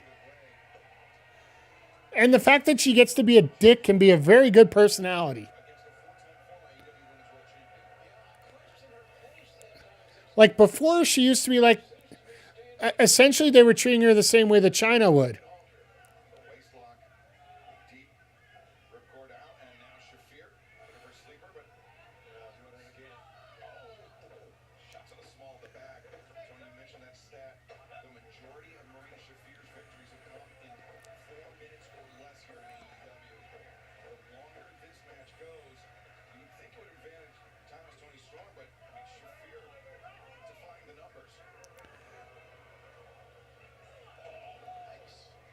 Marina's having too much fun to have this finish in 4 minutes or less.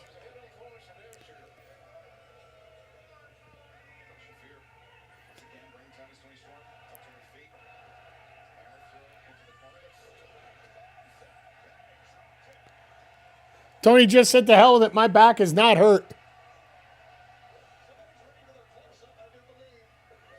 She was ready for a close-up, but Marina was like, "To hell with this BS."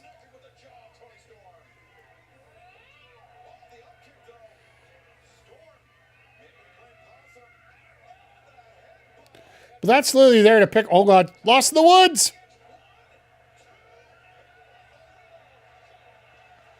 DQ anyone? Yep, there it is. Oh, my God. They actually called the DQ.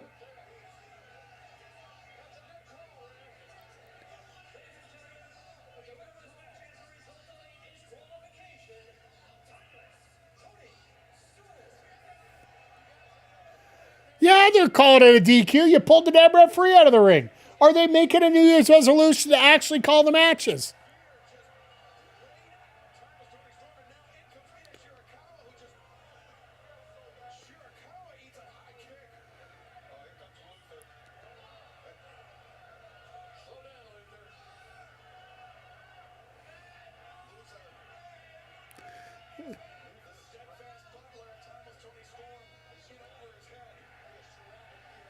But who's coming for back? Oh, here we go. Oh, no. No, no, no, no, no, no, no, no, no, no, no, no, no.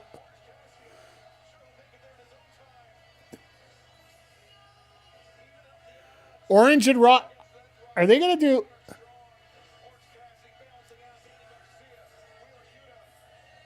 Peanut Buster parfaits for everyone. Absolutely.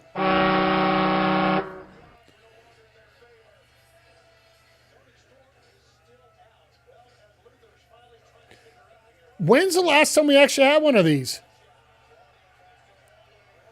Oh, Claudio's like, the hell with this. I want Roddy. After he beat me in the C2, knocked me out of the playoffs.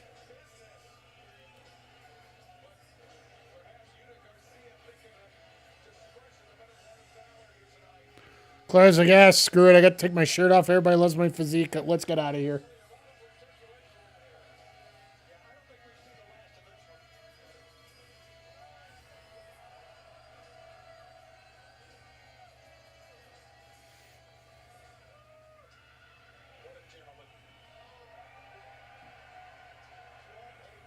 And Luther's all pissed. Tony's smiling. Mina's confused. All right, James Dean, let's see what you can do here.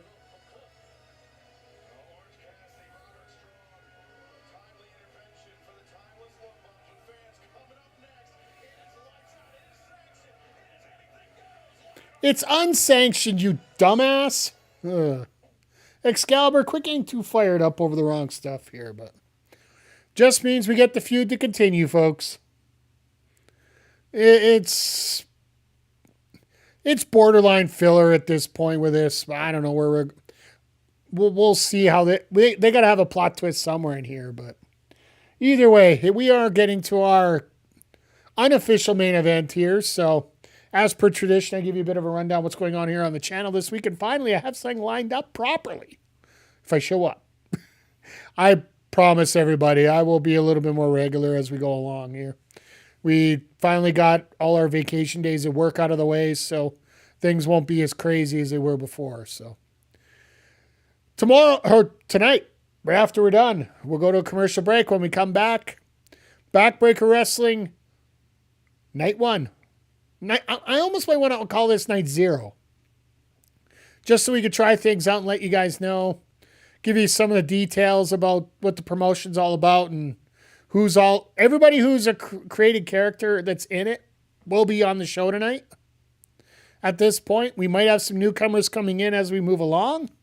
This is long-term storytelling, not just short-term. And yeah, I hope you're all around to check it out. It's going to be a lot of fun. I think you guys are going to enjoy some of the partners that I've picked as exclusive guests to join certain factions, but I'll talk about that during the show. And then as we get tomorrow, Thursday, we're back to Mario Galaxy. We got our feet wet last week. We're going to dive in a little deeper this week. Try to get as close to those 60 stars. We're just going to be finishing the basic game. I don't know if we're going to be a complete completionist on it. I want to get ready for some of the heavy hitters that are going to be coming out here in 2026, but I also want to get ready for the Super Mario Brothers movie. So we're checking out Galaxy. I haven't used the Joy-Cons in forever, so we're going to see how that's going to go. And then Saturday, we're back with AEW Collision, which is going to be highlighted by Hichisero against Mark Briscoe for the TNT title, amongst other events. And then after that, we will be into WWE 2K25 My GM mode. Week 6, we had a successful pay-per-view. We have a new champion in Braun Breaker, who ironically has a WCW World Championship. Makes sense. Sunday night we'll be here with a little Pew Pew Fortnite. As announced earlier today, they are adding South Park to the game, so we got a whole new challenges to go through. And then we're back here on Wednesday for another edition of AEW Dynamite Maximum Carnage. And I hope you guys get a chance to check things out. As a special aside, please check out the pinned comment for a link to our latest YouTube video on the Backpicker video channel. It's Andre C. and AWS giving you sort of a best of 2025 for the Alberta wrestling scene. And would appreciate if you give it a click, give it some love, get some likes on it and whatnot. Always appreciate you being here, as always.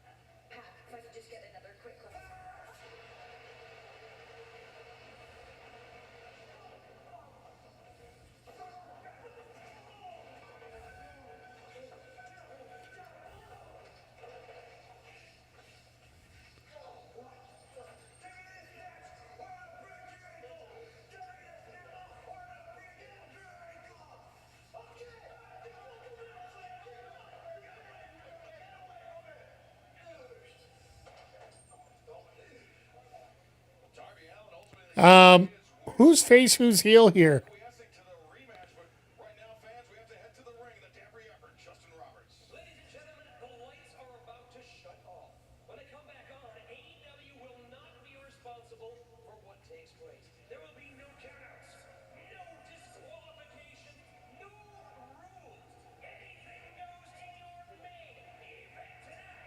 I still, like I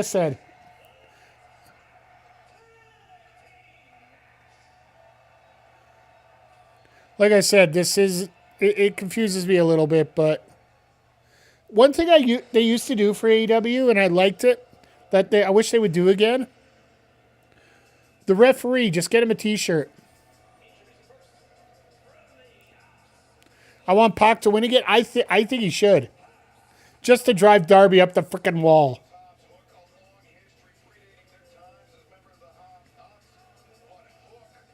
No titles.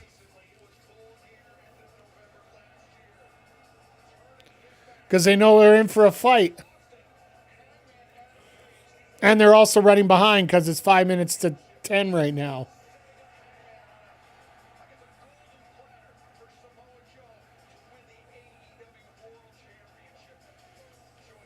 My God, that's a lot of blood on Joe.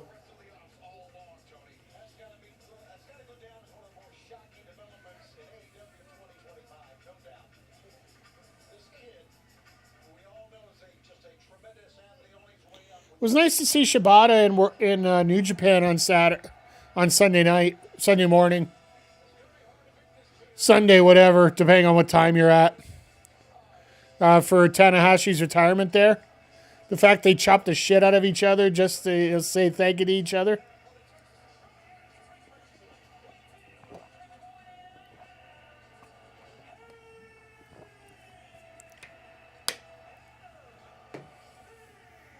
Ha! He drank the beer, gave it to somebody else. He drank the rest of it.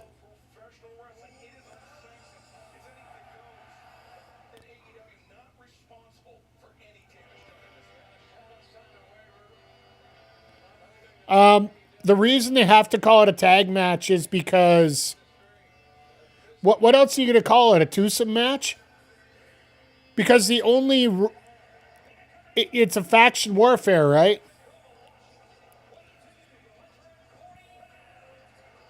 Yeah, but it still has to be a tornado tag.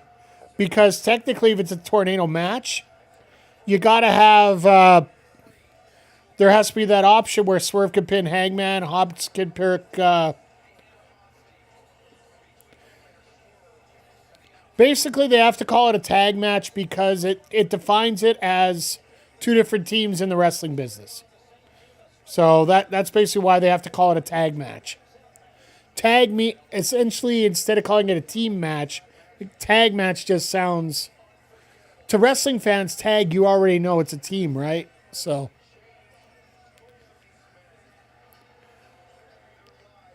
Darby heel turn where he loses his mind over not being able to take out Puck and believing he fell from grace as he grapples with his humanity to secure the championship and being on top of the card could be wild. I think that's roughly where they should be going. And just like I said, when he was about ready to break break Pac's ankle for the match, like, that's a heel thing to do. That's not a face thing to do. And I understand there are shades of gray to a lot of this stuff, but seriously, that isn't something you need to do.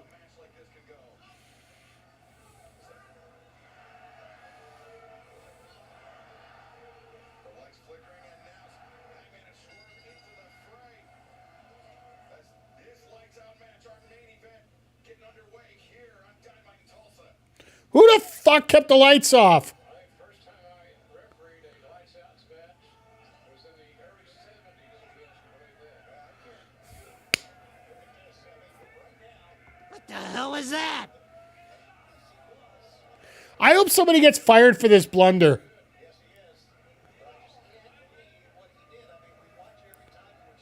I don't want to say questionable. At this point, it was serviceable right until the end.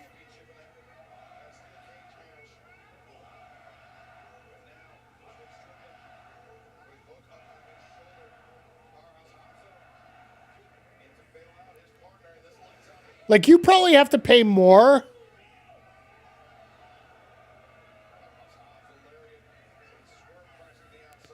You probably have to pay more to get somebody to follow with a spotlight than you would.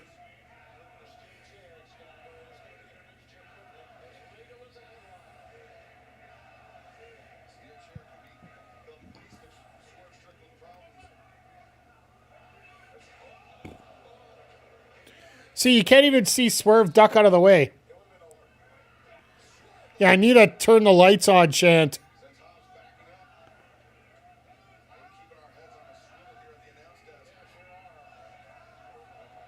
See, like, they don't even know where everybody is.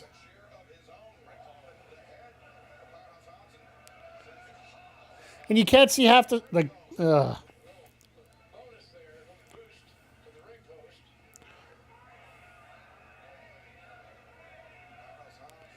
Turn the lights on. Clap, clap, clap, clap, clap. I get it. You're trying to be something different. But this just ain't it. 4 out of 10. I'm not going to be that severe. The only reason you can be really that severe is the fact that the standards are that high.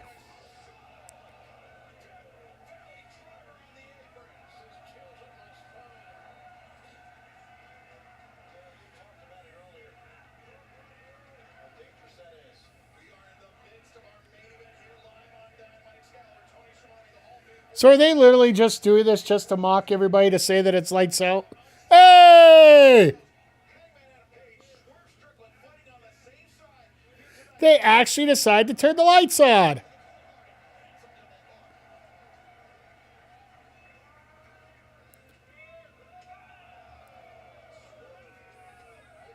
Like, if they were smart, they just literally kick the, like, the announcers can't say anything.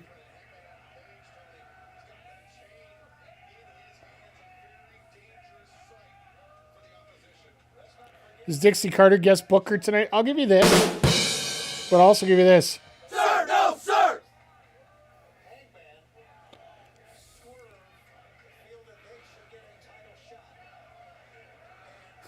As soon as Hook saw that shade, he pieced. You even hear Swerve yelling, "Whoa, whoa, whoa, whoa, whoa, whoa, whoa!"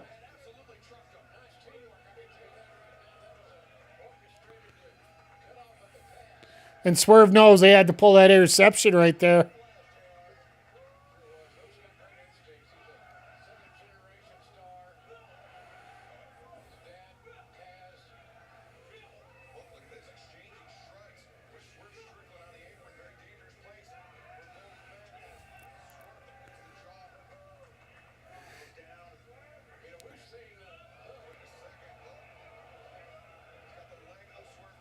Oh, God. He almost lost him on the first part there, but I'm glad that he caught him up with him. Well, of course, you're going to go for the final break after you're supposed to be off the air already. Wow. As we go to commercial break as well on here. Oh, sorry, chat. A little bit late on that call. Oh, Nats, I'm with you that 100%. We were talking about that earlier. Like, the MJF promos, like, that almost seems to be a staple, that the amount of time that he's given for his promos can usually be cut back to 40 to 50%. And that's the only reason why I'm not really looking forward to this title reign by MJF.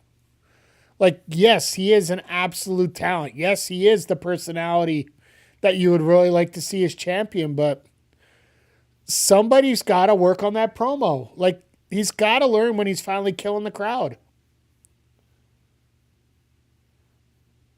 And honestly, I just don't feel good about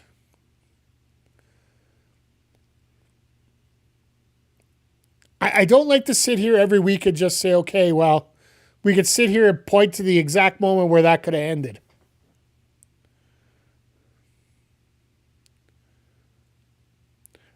I do like the fact that they had John Cruz out there as a bit of an extra buffer, but tried to do that in the middle of Oklahoma.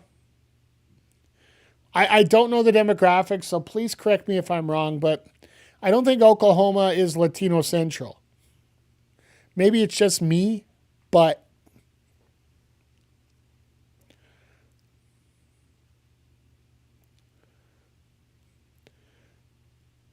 oh, they're doing World Cup advertisements already. It's so funny now that Canada or Edmonton's no longer getting it. Probably a lot of Latinos in Oklahoma. Maybe. Like I said, I don't know the demographics, so I don't want to. Native Americans. That one I would believe more.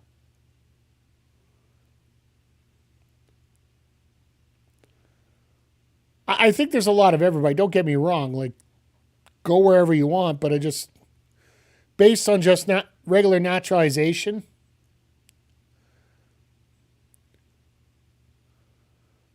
if you're going to try and get a promo like that over in the middle of the southern country, just ain't going to work properly. But I see now Swerve's been taken out by the Tazplex, so. Or the Hookplex, whatever you want to call it now.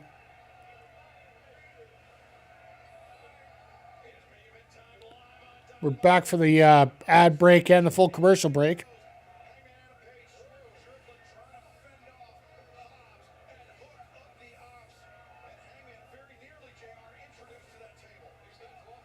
Hobbs, if you're going to walk up to a guy, actually make him think that he's going to be running.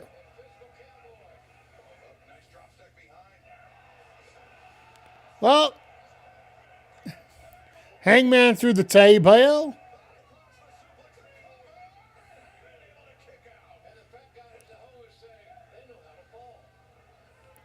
Oh, JR, I love you, but some of your cliches are just so 1997. How do you know how to fall through a table? You become a Buffalo Bills fan.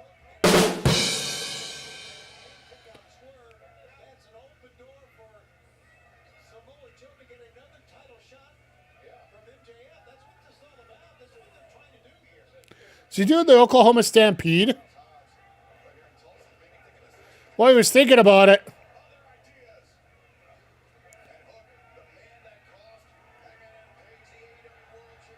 Oh my God.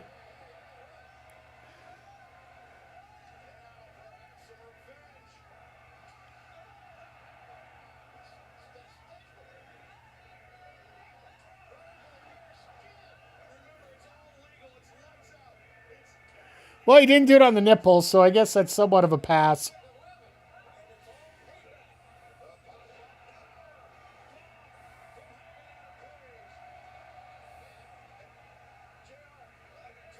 Nana's just randomly handing out weapons to everyone.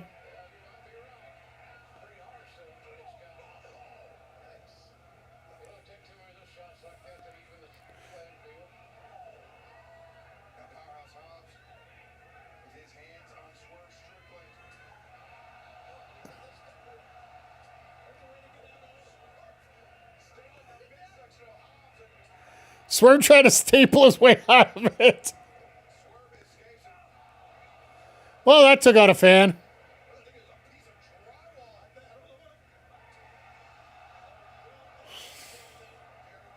That might not be the best place to get stapled.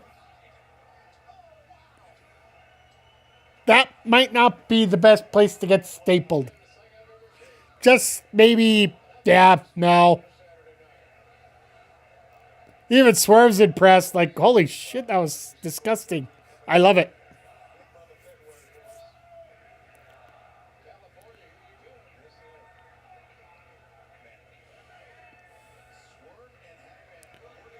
What do they have now?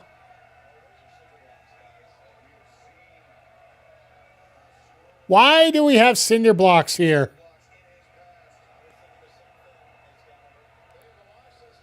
All right, well, this is sick enough.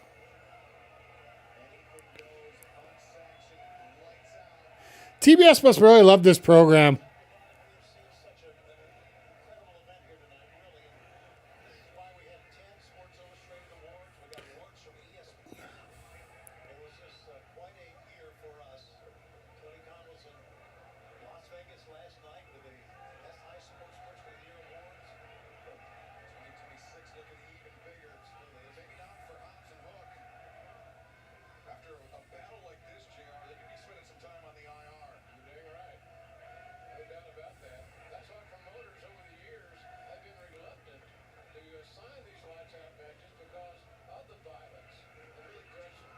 Is he going to try...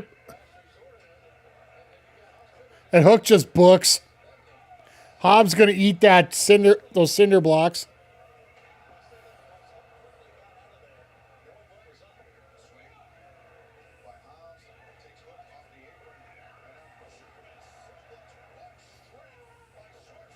And Hobbs just said, nope.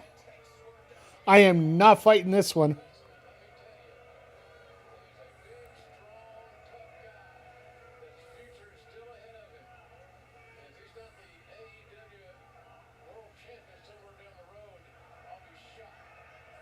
Concerto on a cinder block?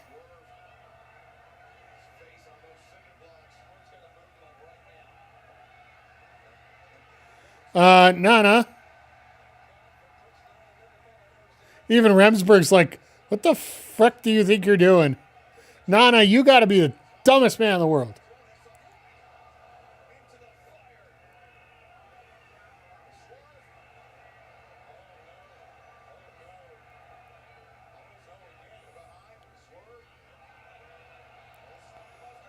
Oh, he went for the spine buster on the cinder blocks. Could you imagine?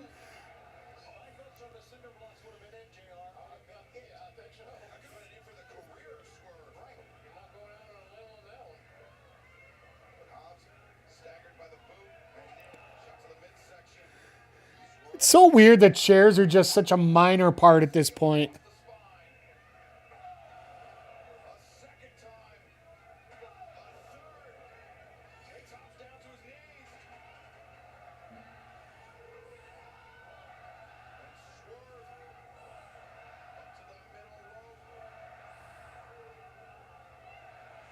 Oh, no.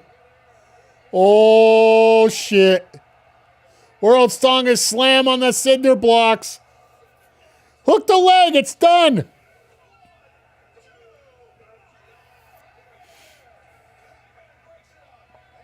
Well, Swerve's done.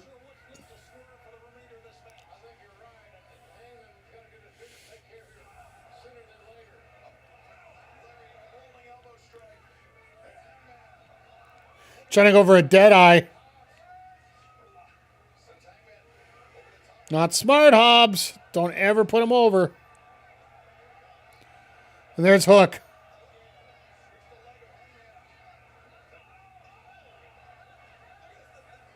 Hey, the carnies are here.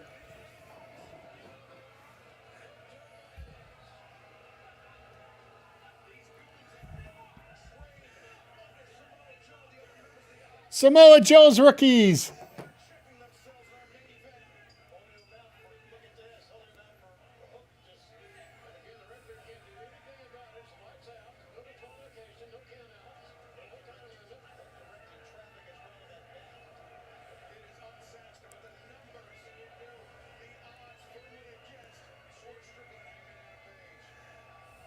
Well, these kids are trying to look tough.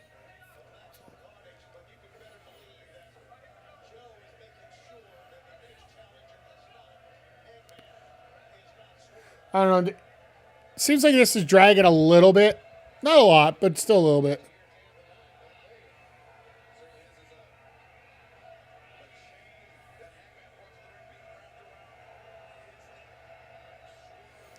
Way to go. First Dynamite of the year.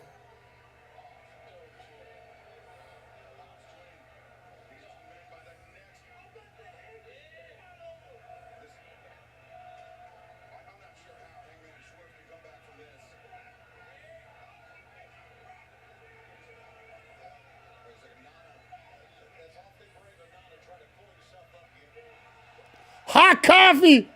Hot coffee, not the GTA way. Hot coffee.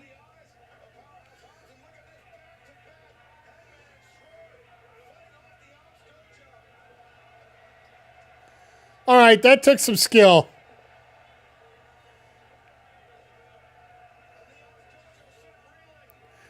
Nana getting a promo in for his coffee even during the match.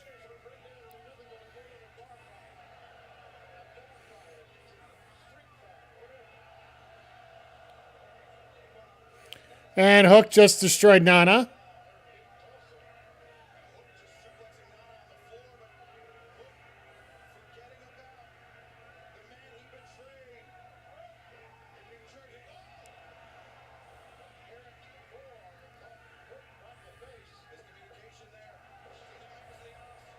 Here we go. That's how you wrap it up.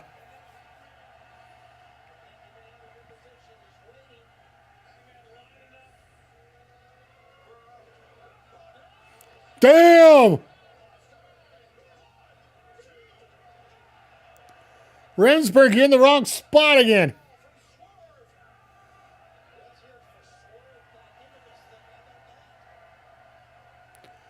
Swerve gutting it out.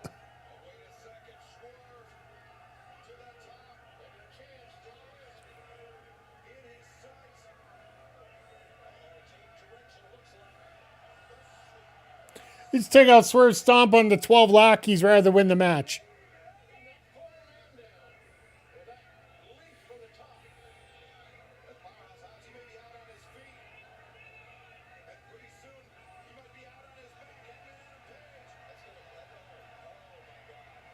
Oh no!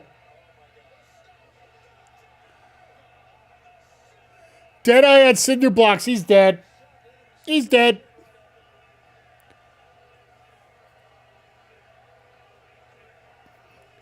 Sorry, chat. Just catch me oh, God.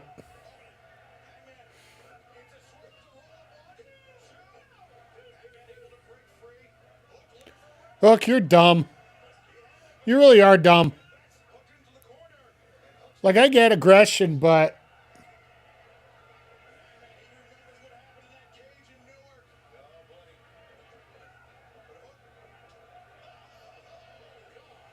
Hook's dead. Just put a bucket of salt on him. Put him in a dehydrator.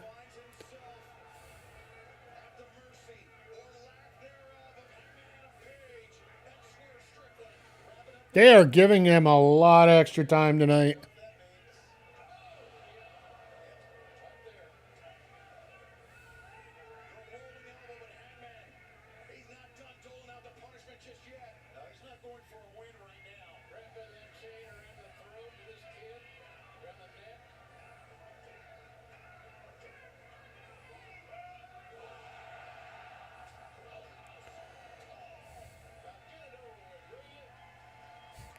I love JR. He's just like, get it over with. I think that's the key thing about all things tonight. Like, everything just feels like it's been over time for the most part.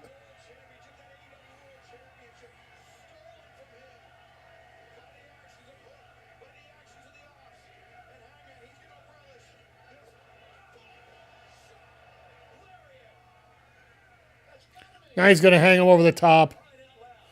Evening, Art. How you doing? Hope you're doing well. Getting ready in the back. Will Johnson's getting himself ready for our opening contest in just a few minutes. Just got home. Hey, cool.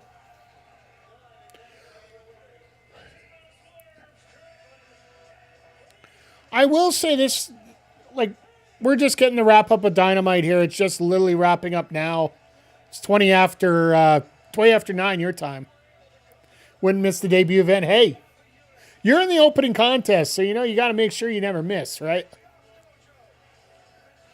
So we're getting Commander and El Clone. We talked about that last week. But yeah,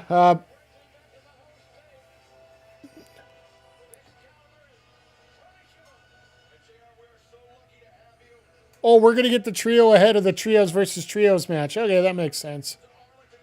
Oh, they are going to have that trios match next week. Okay. So the trios match we're talking about is Willow, Harley, and Statlander versus the Triangle of Madness. But yeah, as we're wrapping up Dynamite here, I'm not going to waste too much of your guys' time. It seems like AEW decided to tonight. It wasn't the worst show in the world. Let's not even call it that. It's not even a bad show. Just so many things took a lot more time than it should have tonight. You had the MJF promo, of course. He's going long. You got the main event here going long. I would have spent a little bit more time on the Marina Shafir Toni Storm match, but even then, that felt like a filler tonight. But we did actually get a disqualification, so we never get DQs in AEW, and we got one tonight. So it almost feels like a nothing match because they're going to have to redo it again. But yeah, all in all, like I said, it's not the worst night of wrestling in the world, but AEW definitely has to pick up their standards. Yeah, DQ and AEW. Yeah, peanut butter parfaits for everybody. Shout out to Zodiac for getting that out to everybody. Just a reminder, peanut butter parfaits for everybody. We got a DQ. And yeah, the first half of the show, like finding out that the Bucks are back to their original gimmick. A blizzard is happening. Thank goodness it isn't in Edmonton because we got that 2 weeks ago. And we're still cleaning up for it, even though we're going to be in the low 40s next week. So, but we also did get 2 debuts tonight.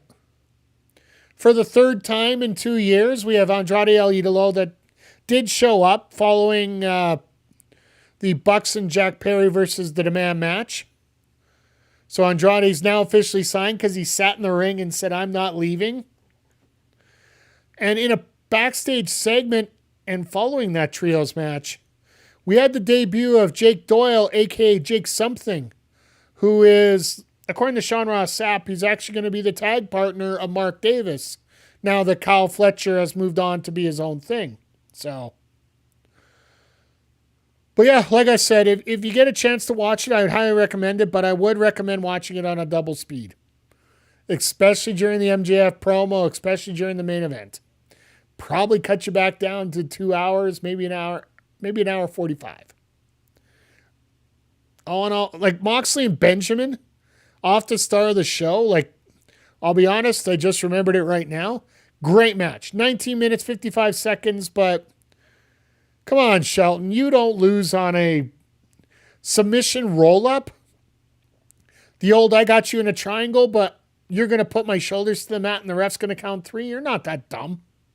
Come on now, you're smarter than that. But yeah, like I said, it was still a great match regardless, even though the ending was just, all right, sure. But yeah, we're going to wrap this up here for tonight. Once again, everybody, thank you for being here. Next time I'm going to be live on YouTube is going to be this Saturday with AEW Collision. As we talked about, it's going to be Briscoe versus Hechicero. We're also going to get Commander versus El Clone. We're getting the Babes of Wrath and Chris Statlander teaming up in action. They haven't announced anything else, but I'm looking forward to it regardless. Collisions always seem to be so much fun. But for those watching on YouTube, head over to twitch.tv/MikeTheRef. We got the debut of Backbreaker Wrestling coming up right after the break here. But as always, folks, thank you for being here. Appreciate you.